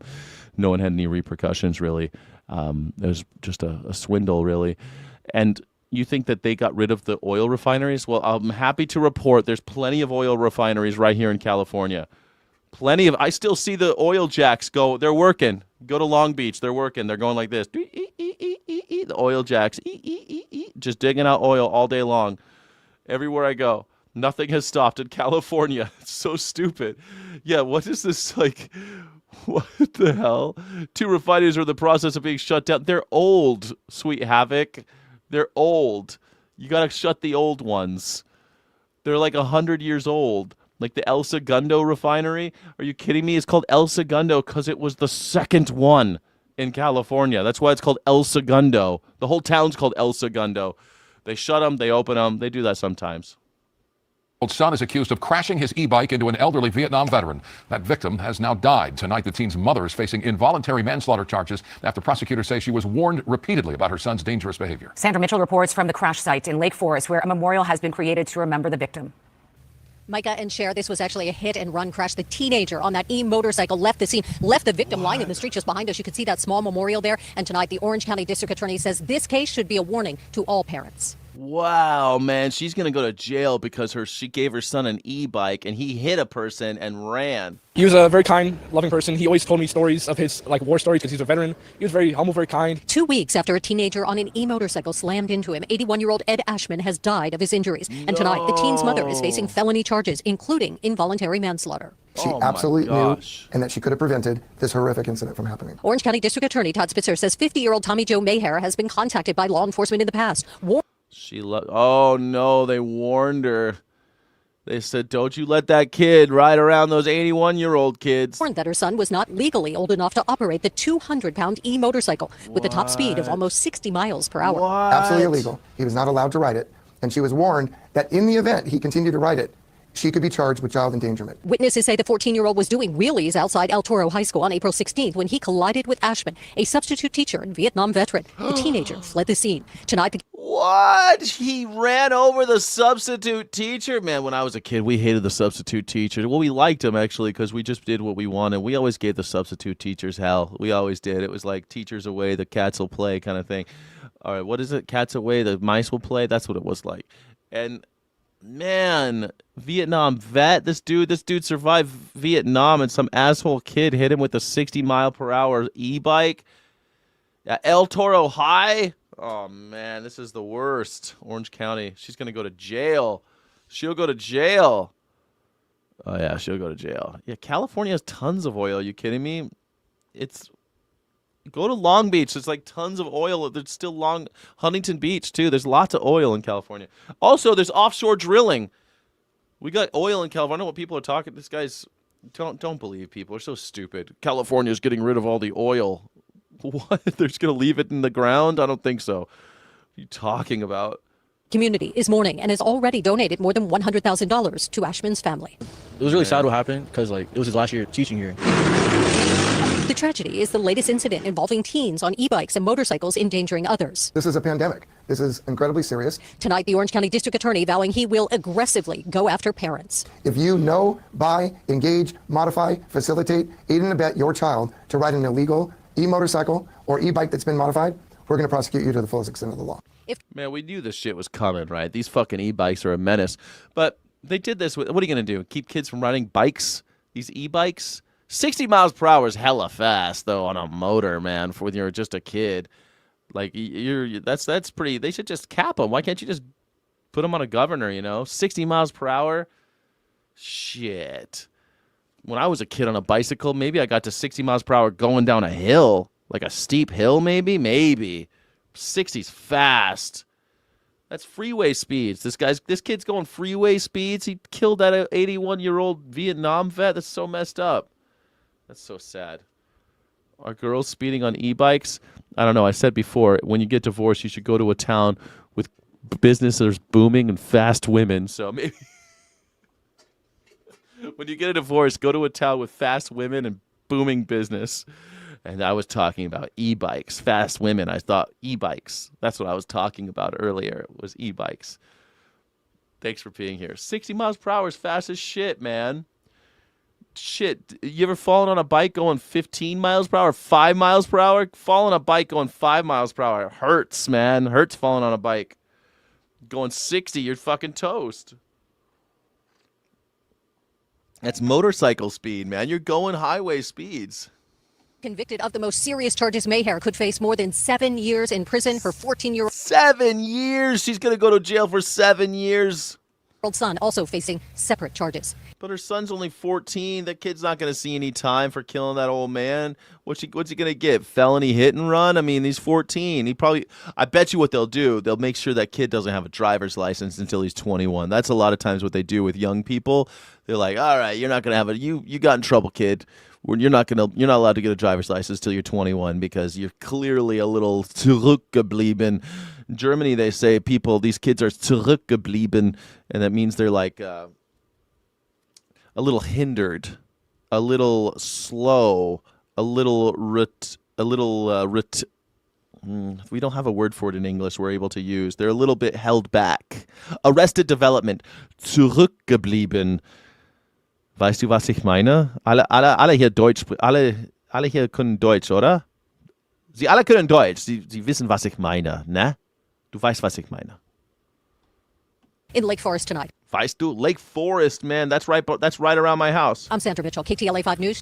They killed him in Lake Forest. This kid killed him in Lake Forest. Man, that's right down the street from my house. Holy shit. Damn, I tell you, these fucking e-bikes, they're a menace. All these rich white kids around here driving around all crazy on 60-mile-per-hour bikes. My fucking parents weren't going to buy me any shit like that. My parents wouldn't have bought me anything like that. If my parents knew that there was a 60-mile-per-hour bike, they'd tell me to go fuck myself. They wouldn't let me have a bike like that. Arrested Development sounds nice. It was a good band. It was Arrested Development, but zurückgeblieben. Thank you, Senator Coons. Thank you, Chairman Grassley. And to each of you and your families, congratulations. And thank you for raising your hand to serve and in some cases continuing to serve the public. Thank you. Mr. Mark, if I might, just tell me about the 22nd Amendment. What does it provide? Oh, yeah. What's in the 22nd Amendment? 22nd Amendment. Let me think. This is pop quiz hot shot. What's in the 22nd Amendment? Do you know what's in the 20? Can anybody in the chat? Sweet Havoc, do you know what's in the 22nd Amendment? Quickly, without looking it up. What's in the 22nd Amendment? Do you know? It's almost in the name. It's 222. 22nd Amendment. It's a 2. It says something about 2 something. It has to do with the number 2. The 22nd Amendment has something to do with the number 2. It's a really good Eselsbrücke, or I don't know what we call it in English. Eselsbrücke, a mnemonic device. 2, 2, and 2. It's a 22nd Amendment. Do you know what it has something to do with? Anybody? The 22nd Amendment. Senator, my career has mostly been in criminal prosecution. I haven't had an opportunity to use that one specifically. What? You don't know the 22nd Amendment? Even I know it. I'm just a YouTuber. I know what the 22nd Amendment is. Does anybody know what the 22nd Amendment is? 2, 2, 2, 2, 2. Toucan Sam. Anyone able to help on the 22nd Amendment to the United States Constitution? Way to go, Sweet Havoc. Senator, I believe it is the amendment that deals with a 2-term limitation on Correct. the service. It states no person shall be elected to the office of the president more than twice. Yeah, more than twice. No person shall be elected to president more than 2 times. Why is this being talked about? Why is this and birthright citizenship? Why do we keep bringing this shit up? The 13th Amendment, the 14th Amendment, and the 22nd Amendment all seem up for grabs. Well, really, it's like the first 14. Sometimes the 19th Amendment comes up. Sometimes you hear about the 19th Amendment these days. But the 22nd Amendment, oh my God, there's only 27. Most of them you don't think about, but 22nd, I mean, people mostly think about this one, right? Mr. Mark, is President Trump eligible to run for president again in 2028? Senator, without considering all the facts and looking at everything, depending on what the situation is, this to me strikes as more of a hypothetical of something that could be. Is Barack Obama allowed to run for president in 2028? That's what he should have asked. Hey, is it legal for him to run for president in 2028? No, because he was already elected twice. He can't be president again. He's out. What about Bill Clinton? Can Bill Clinton run for president in 2028? No, he cannot, because he's already been there twice. Okay. I'm getting a trend here. What about George W. Bush? Can he run for president in 2028? No, turns out he cannot, because he was president already twice. What about Joe Biden? Can he run in 2028? Yes, he can, because he only served once. The limit is 2. He can run again if he wanted to. Not that hard. Reagan 2028, perfect. Let's do that. George H.W. Bush, let's dig his old bones out. He can run because he only served once. You see, that's how the fucking country works. That's just our country. That's just how it works, guys. A hypothetical. Has President Trump been elected? It's a hypothetical. Look at this Clark Kent looking motherfucker. Look, dude. 22nd Amendment. You don't know it? Aren't you working as you want a judge job, right? You want a judge job? You don't know the concept. There's only 27 of them. Like, I'm just a YouTuber, and I'm pretty tight on the Constitution. I know at least, I'm gonna say, I think I could probably rattle off like the first 22. Elected president twice. President Trump has been certified the president of the United States 2 times. Is he eligible to run for a 3rd term under our Constitution? I would have to review the All I need to tell you is the language of the constitutional amendment that makes it clear that no, he is not eligible to run for a 3rd term. Anybody else brave enough to say that the Constitution of the United States prevents President Trump from seeking a 3rd term? Nope. Anybody willing to apply the Constitution by its plain language in the 22nd Amendment? Nobody. All right, let's move on. Oh, God damn. This is the Constitution's over, everybody. It doesn't exist anymore. You see? This is in our government. What's the point of having a Constitution? Mr. Coons, what is res judicata? How does it apply? Yeah, what is that? It's a judicial doctrine that prevents a judgment that has been, in one case, applies to a. You can't go into court after a final judgment in one case and have it and litigate the same things again. How is that distinct from collateral estoppel, which precludes litigating the same things? Res judicata, one involves the same party, the other involves the same things. And what's the requirement for these two doctrines to apply? Notice, opportunity to be heard, final judgment of a court of competent jurisdiction. Wow, pretty good. Wow, this guy's like pop quiz, hot shot. Let me throw a bunch of Latin shit at you. You got it? Guess that's hard. Res judicata versus the other one. One's litigating the same things. One's litigating the same people. Oh, great. Anyone disagree? If I might, Mr. Coons, is it pronounced the same way mine is? Yes, it is. Yes, Senator. My family's name was spelled that way when we came to the country. So you were one of 3 judges on the panel in Alexander v. Trump. There you go. You love that, like immigrants, you know. My family, we used to spell it that way, but they changed it when they came to this country because we came before your kind, you know. We came through Ellis Island when they forced us to change our names, and your family came after Ellis Island. That's how I know, because your name is spelled differently than my name. But we're both immigrants. We're from the same area, really. We could probably trace our lineage to the same neighborhood in Germany, probably. Kunz, probably Germany. Where the president was suing the Pulitzer Prize Board for defamation. When did your work on that case begin? When were you assigned this case to decide? I first learned of that case in approximately January of 2025. Not when the briefs had been filed? No, Senator. The way it works in our court is we're not assigned cases when the briefs are filed. Mm-hmm. Once the case is ready for disposition, the court randomly assigns it to the judges in the court. And when you drive an Outback, Subaru Outback, $80. That's what that 4-wheel drive costs you. 4-wheel drive on an Outback, $80. All right. When did you first speak to Senator Scott's office about your interest in a district court seat in the Southern District of Florida? I mean, I've had many conversations with Senator Scott's office. The one about an interest in the Southern District of Florida, I believe, was in November of 2024. I don't know the date, but it's in my Senate Judiciary questionnaire. And when did you release the opinion ruling in President Trump's favor in this matter? So I learned of the case in January of 2025, and the opinion was released in, I believe it was February 12th, 2025. That's correct. So you issued an opinion where one of the litigants before you was the president and in favor of the president while you were in active conversation with the senator's office about seeking a federal judicial appointment. Is that correct? For a position I did not, in fact, get, Senator. How did you end up in front of me today? It's a different position, Senator. Did you consider recusing yourself from that particular decision? No, and the canons that govern us in Florida, Senator, as I believe this committee has previously heard, it did not call for me to recuse myself. I did not have an interest in the litigation, and none of the basis call for recusal. And the Florida Supreme Court instructs us, the appellate judges, that we are not to recuse unless one of the bases in Canon 3 exists. Does the Florida canons not require you to recuse if one of the parties before you has an interest that could be reasonably concluded by any common citizen to cloud your judgment on that matter? Senator, I disagree with that characterization. I had not heard from the White House until after the opinion was final. I had only spoken. When did you interview with the White House counsel's office? At the end of February of 2025. I don't know the date, but I believe it's in my Senate Judiciary questionnaire. Thank you for your testimony on that matter. Mr. Hendershot, if you would just take a minute and talk me through again how collateral estoppel and res judicata are different from each other. So I'm not sure I can prove much on Judge Kuntz. I think that often res judicata today is used as sort of a catch-all term, but generally I think the differences between claims and claims that may have not been brought but could have been brought potentially. Right. Collateral estoppel and res judicata is more a thing actually decided, as the Latin would suggest. Thank you. Do you agree that judges should not be influenced by external pressure to rule in any particular way? Yes, Senator, I do. President Trump stated March of this year at a public event, quote, "We have rogue judges that are criminals. They're criminals, what they do to our country, the decisions they hand down and hurt our country." Is it possible for a judge's decision to be correct as a matter of fact and law? It is scary to think that this judge was a judge in a civil case where Donald Trump was the defendant or claimant, and so he was going to decide for Donald Trump while being considered for a Senate position, a Senate appointed position.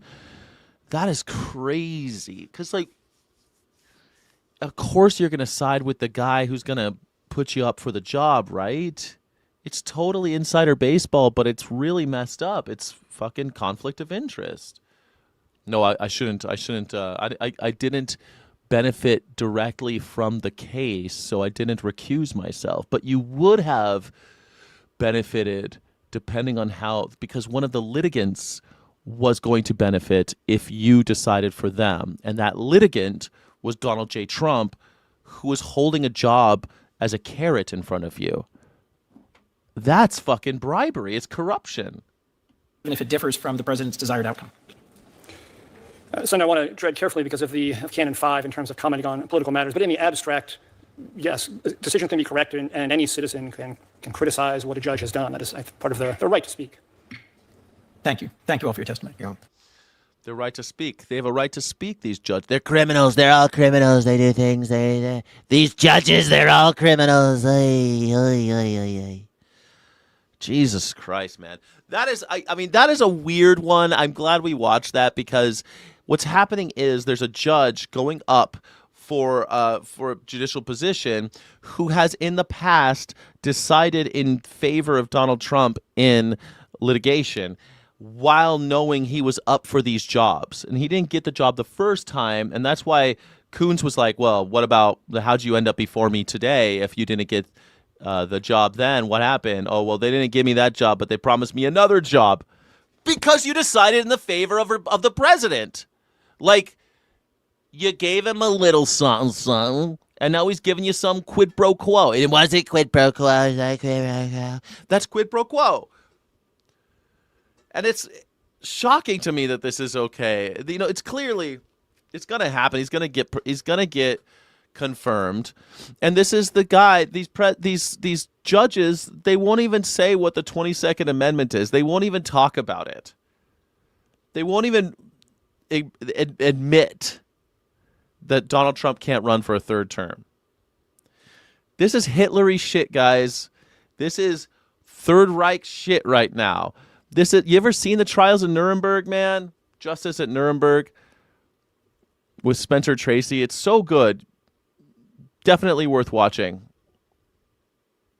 I mean, they show how judges and because it's what it is. It's judges on trial. That's what the justice at Nuremberg. It's all about how they put the judges on trial because the judges were complicit in processing people into concentration camps and the rest. And they did. They went after the judges, and then they let all the judges go. They let them all go at the end. They all got off scot-free in the end of the story. In real life, they did actually prosecute the judges, and they gave them sentences, and they said these people are guilty as shit, and then they let them all go. That's probably what we're going to do this time around, too. When we have our Nuremberg trials, we'll do the same thing. We'll prosecute the judges for their complicity in horrible crimes against humanity, and then we'll let them go. Because what can you do if you just put all the judges in jail? What will you do?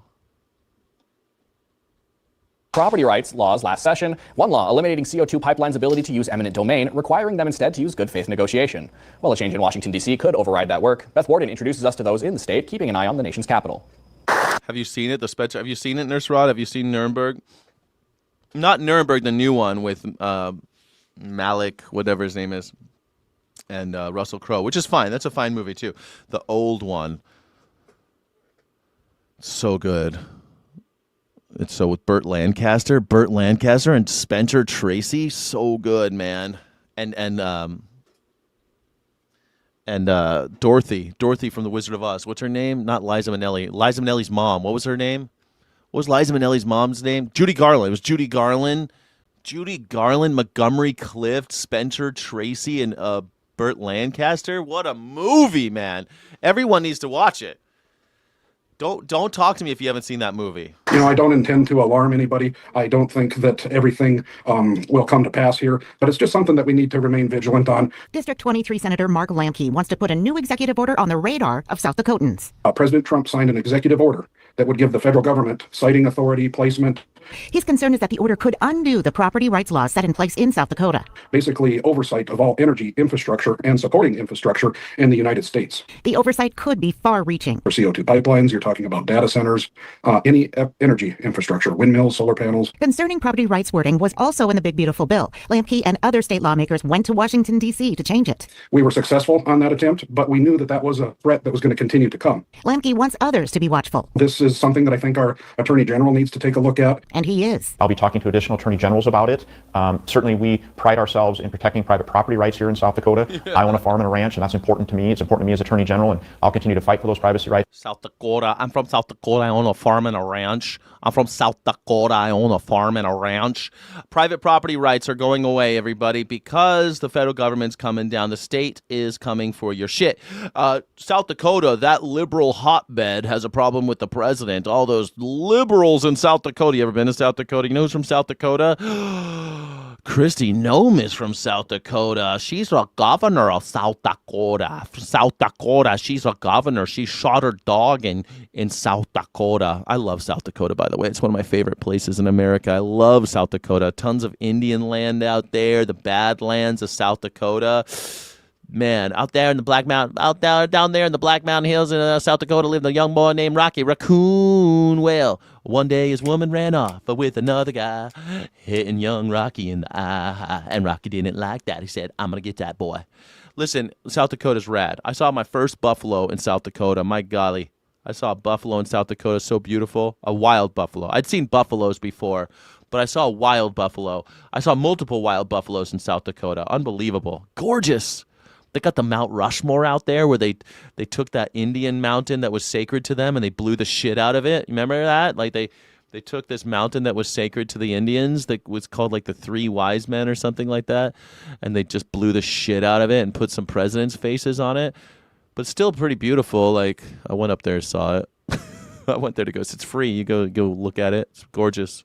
South Dakota. It's great. They're sick of everybody telling them what to do. They don't like the fact that their private property rights are going away, that the state is encroaching. But that's what's happening. The state is getting too big for its britches. I'm all about local government, state government, but the federal government's coming on down. I think all government that's run by threat of violence is unethical and needs to go away. That's because I'm an anarchist. Maybe South Dakota is filled with anarchists too. I think that's a natural state, is anarchism. That's natural. It's natural to be an anarchist. Want to do whatever the hell you want. Stop having people fuck around. Yeah. You guys are buffering? It's not me. I ain't buffering. I got full speed ahead, man. I'm plugged in. My internet's working great out here. What's buffering? You guys are buffering? Damn it. Is it because I'm coming in at 1080? I'm coming in at 1080, guys. South Dakota's a red state. I know they voted for Donald Trump and they got a problem with Trump, though. Trump is dead, everybody. It's over. He's dead.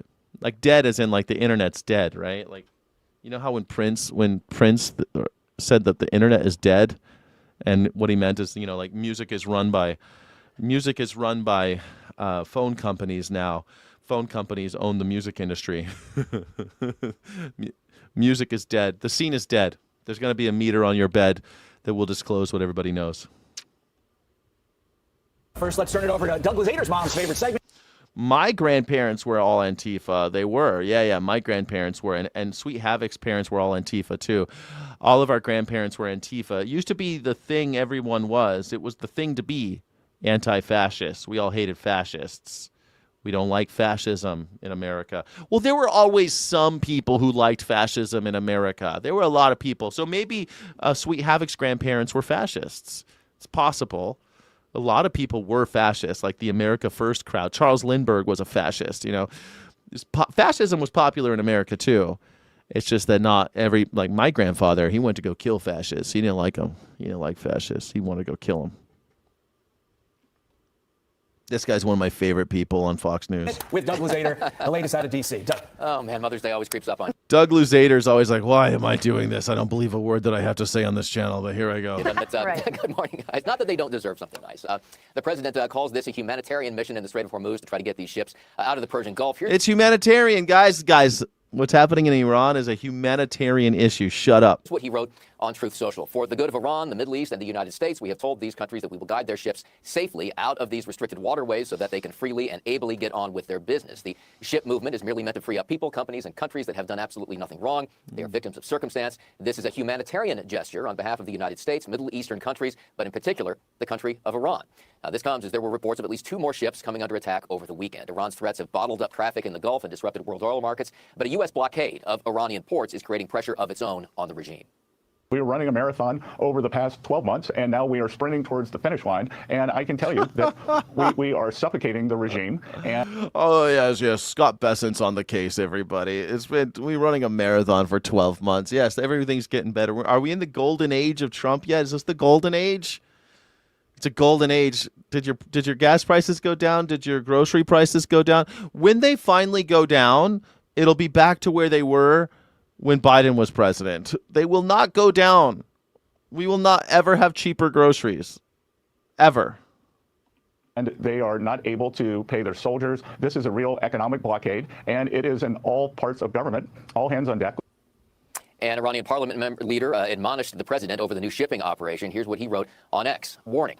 Any American interference in the new maritime regime of the Strait of Hormuz will be considered a violation of the ceasefire. The Strait of Hormuz and the Persian Gulf would not be managed by Trump's delusional posts. No one would believe blame game scenarios. It's not. Pakistan, by the way, this just came in this morning, now says the U.S. is returning a It's not a ceasefire if we're blockading the Strait of Hormuz. That's not a ceasefire. A humanitarian blockade.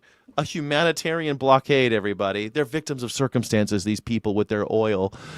Why do they call it an oilitarian? An oilitarian blockade. It's oilitarian. Humanitarian. It's a humanitarian.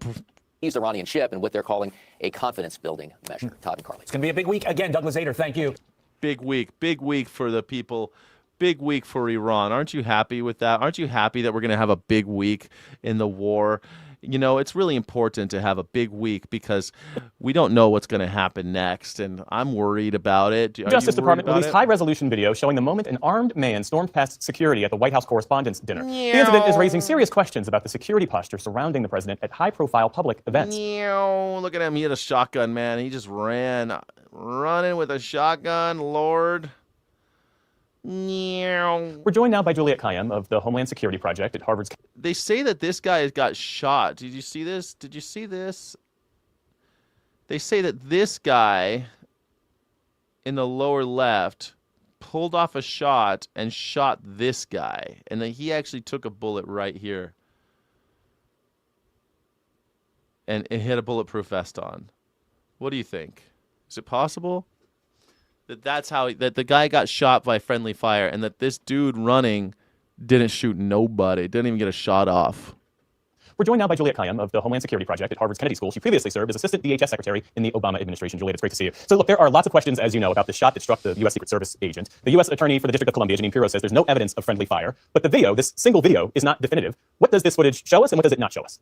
So it shows the suspect going through, a security metal detector, essentially. It shows him speeding up. It shows him trying to reach a gun. And then the frame by frame shows some dust, sort of a dust up, literally up above, which would suggest that there had been a gun fired, because afterwards you then see the Secret Service pick up their gun. So the prosecutors will say that shows that he had deadly intent and that the Secret Service were responding. But I will be honest with you, the frame by frame is not dispositive in any way. What the government released was shot. It was on different speeds. It sort of slowed down and sped up. So a good defense attorney is going to, wonder why that is happening. What you also don't see is you don't see any movement, like a sort of a muzzle from his gun go off. So it's a long way of saying lawyers are going to debate this in court. It's certainly not definitive. The more important thing is I don't quite understand why the government is sort of going for broke on this issue. Friendly fire is known to happen. It's not like a moral outrage. It happens when bad people come with guns to areas with a police presence. Yeah, and so that's true. I don't. Friendly fire is a thing that happens. It's a thing that happens in all conflicts. Quite know why the administration is so stuck on this issue. Even if there were friendly fire, there's still intent to kill the president by the assassin.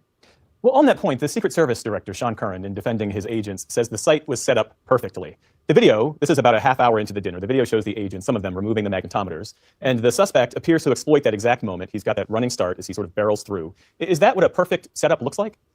I would never say perfect, ever, and I would certainly not say it after there was an attempted assassination attempt, only because the truth is the Director Curran, if you said to him, you have to do this again next year, he would in no way do it the same way. We all know that there were vulnerabilities. So in the Secret Service's defense, in other words, where do I look for the highlights of this planning? They had a secure zone. That secure zone was never breached, and the president was truly not under any direct threat. They got him out. This is the thing, like, he didn't even get close to the president. Like, why are we going about this? Like, oh man, total failure. What do you mean? He didn't get shot.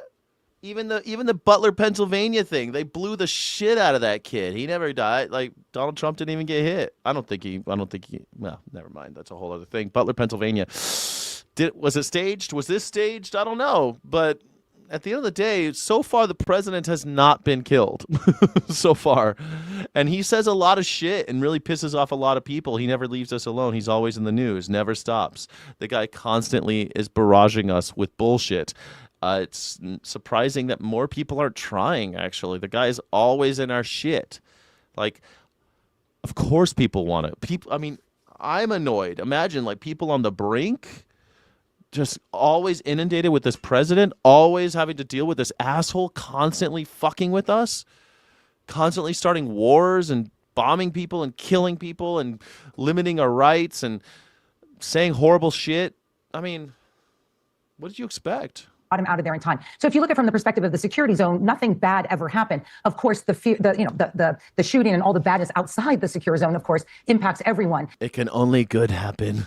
And so I think the question for Director Curran is sort of, both the what we call the mixed environment, the public and private at a hotel like this. Do you really want to have those for President Trump or any president? And also, at some the ballroom's bullshit. Oh, they need a ballroom. They need a party palace. I don't think we should be building a party palace for anybody.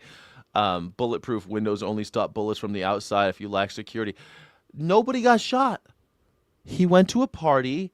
And I think it was staged because it's weird to me that the first time he goes, because like he never went to the White House Correspondents' Dinner. He didn't want to go. I mean, they canceled, I think, the one during COVID. But still, he never wanted to go. He always hated the White House Correspondents' Dinner ever since Barack Obama made fun of him. And they canceled the comedians because they wanted to have a mentalist. The magician came out. He hated this thing. He hates the White House correspondent. He hates the press. He doesn't want to go. And then he finally goes and this happens. Maybe this guy shouldn't be invited to parties. If you invite Donald Trump to parties, he might have some trouble. Don't invite him. Don't invite him to your Epstein Island. If you own a private island, do not invite Donald Trump. If you own a club, don't invite him. If you own a hotel, don't invite him, man. He is a pariah. People don't like him. A lot of people don't want him alive. Stage, the secure zone may need to be extended further because of the nature of gun violence and political violence in this country. We'll say more about that because this is now the third attempted attack on President Trump. So from a protection standpoint, does that fundamentally change the model? It probably does in one way, which is you're just going to be more conscious and do a lot more planning for the president's non-home. Yeah, exactly. Security stopped the guy just fine. Like a guy went crazy. Started, and the only people that shot were our guys. Was the government. The state was the only one who pulled the trigger. This guy didn't even get a shot off. He didn't even make it into the room with the president. Home. When he gets out of the White House. And the reason why I say that is because I look at these three assassination attempts. One happens in an open-air political rally. The second happens at a private golf course. And the third in the basement of a hotel. So anytime he's going to get out, there's going to be vulnerabilities. Now, the White House has been saying that means, he needs more protection or a ballroom at the White House. That's not how it works. In between a White House that no one's invited to and the fact we have a democracy where you want your president to engage with people and not just the people around him, but you want presidents to engage the public. There's a lot more that we can do security-wise, in particular, maybe extending that security zone. But almost every planner I've talked to since last weekend, said, just don't have it in the hotel. Go to the convention center in D.C., secure the area around the convention center. Yeah. You won't have residents and you won't have a public. It's not rocket science, actually. You mentioned the president. It's not rocket science to secure a situation. I mean, we do it abroad. We literally go to other countries and have security. Like this guy travels the world and we're going to have security breaches. We're going to have security problems. It's always going to be an issue protecting the president. That's why we put so much money toward it. Dementia will take him, yeah. Yeah. Can a household build a new garage or pool house when they are broken and in the red from bills? No. Yeah, good point, Smokin' Blondie. Maybe if if I'm broke and I just can say someone wants to hurt me, can I take public money? Can I take tax money so I can build a new party room behind my house? I want to build out my garage. I want to finish out my garage so it looks like a party palace in there. Doesn't that sound good? I love that idea. Make sure that you're okay up here. Can He's DC still police are up covering in the there? area where a protester remains on top of the Frederick Douglass Memorial Bridge near Nats Park. We've been following this situation since yesterday afternoon. The man up there is Guido Reichstatter, and according to his social media posts, he wants an end to the war in Iran. He wants Trump out of office and an end to AI. He is the same person who climbed up there back in 2022. That time, he was protesting the decision by the Supreme Court to overturn Roe v. Wade. He eventually came down on his own and was charged with unlawful entry, crowding, obstructing, and failure to obey. Last night, we talked with him about why he feels the need to protest. It's like, I've stepped out of my comfort zone to do this because it's the right thing to do, not because it's comfortable or it's easy. But it's my duty. Am I crazy, or is there no service in DC? Are you serious that he has no service? Why is it all choppy? Like, what is this, 1985? Like, why the hell is he on the moon? He's at the top of a bridge. Like, why the fuck can't we get decent footage of this guy on the phone? Like, every time this guy's talking to someone on the news, like, what the fuck are we doing? Like, I have video calls with people all the time, and it doesn't look like this. What is going on? Are they, like, limiting his bandwidth? Does he have T-Mobile or something? What's the problem? Like, I want to know who his service provider is and why he has shitty service in D.C. of all places. He's in Washington, D.C. Why the hell doesn't he have coverage? Is the bridge doesn't have coverage? Is that the problem? Do you lose coverage on that bridge? Maybe you need a different bridge, Guido. So you could talk to the press. Like, you can't talk to the press, man. It makes the protest a little... Right? It's my responsibility to say that what's going on is wrong, and to call other people's attention to it, and to encourage people to act to stop it. All right, so let's just take another look now. And this is the Frederick Douglass Memorial Bridge, where at last check, Reichstatter is still up there. He told us he will stay up there as long as he can, but police say when he comes down, he could be facing trespassing charges. Oh, when he comes down, we're going to get him. We're going to give him what to. We're going to give him what for. We're going to really give him everything. We're going to punch him right in the nose. Yeah, we're the coppers. The coppers. We're going to get him. Don't worry. We're getting him. As soon as that guy gets down, we're going to get him. We'll get him.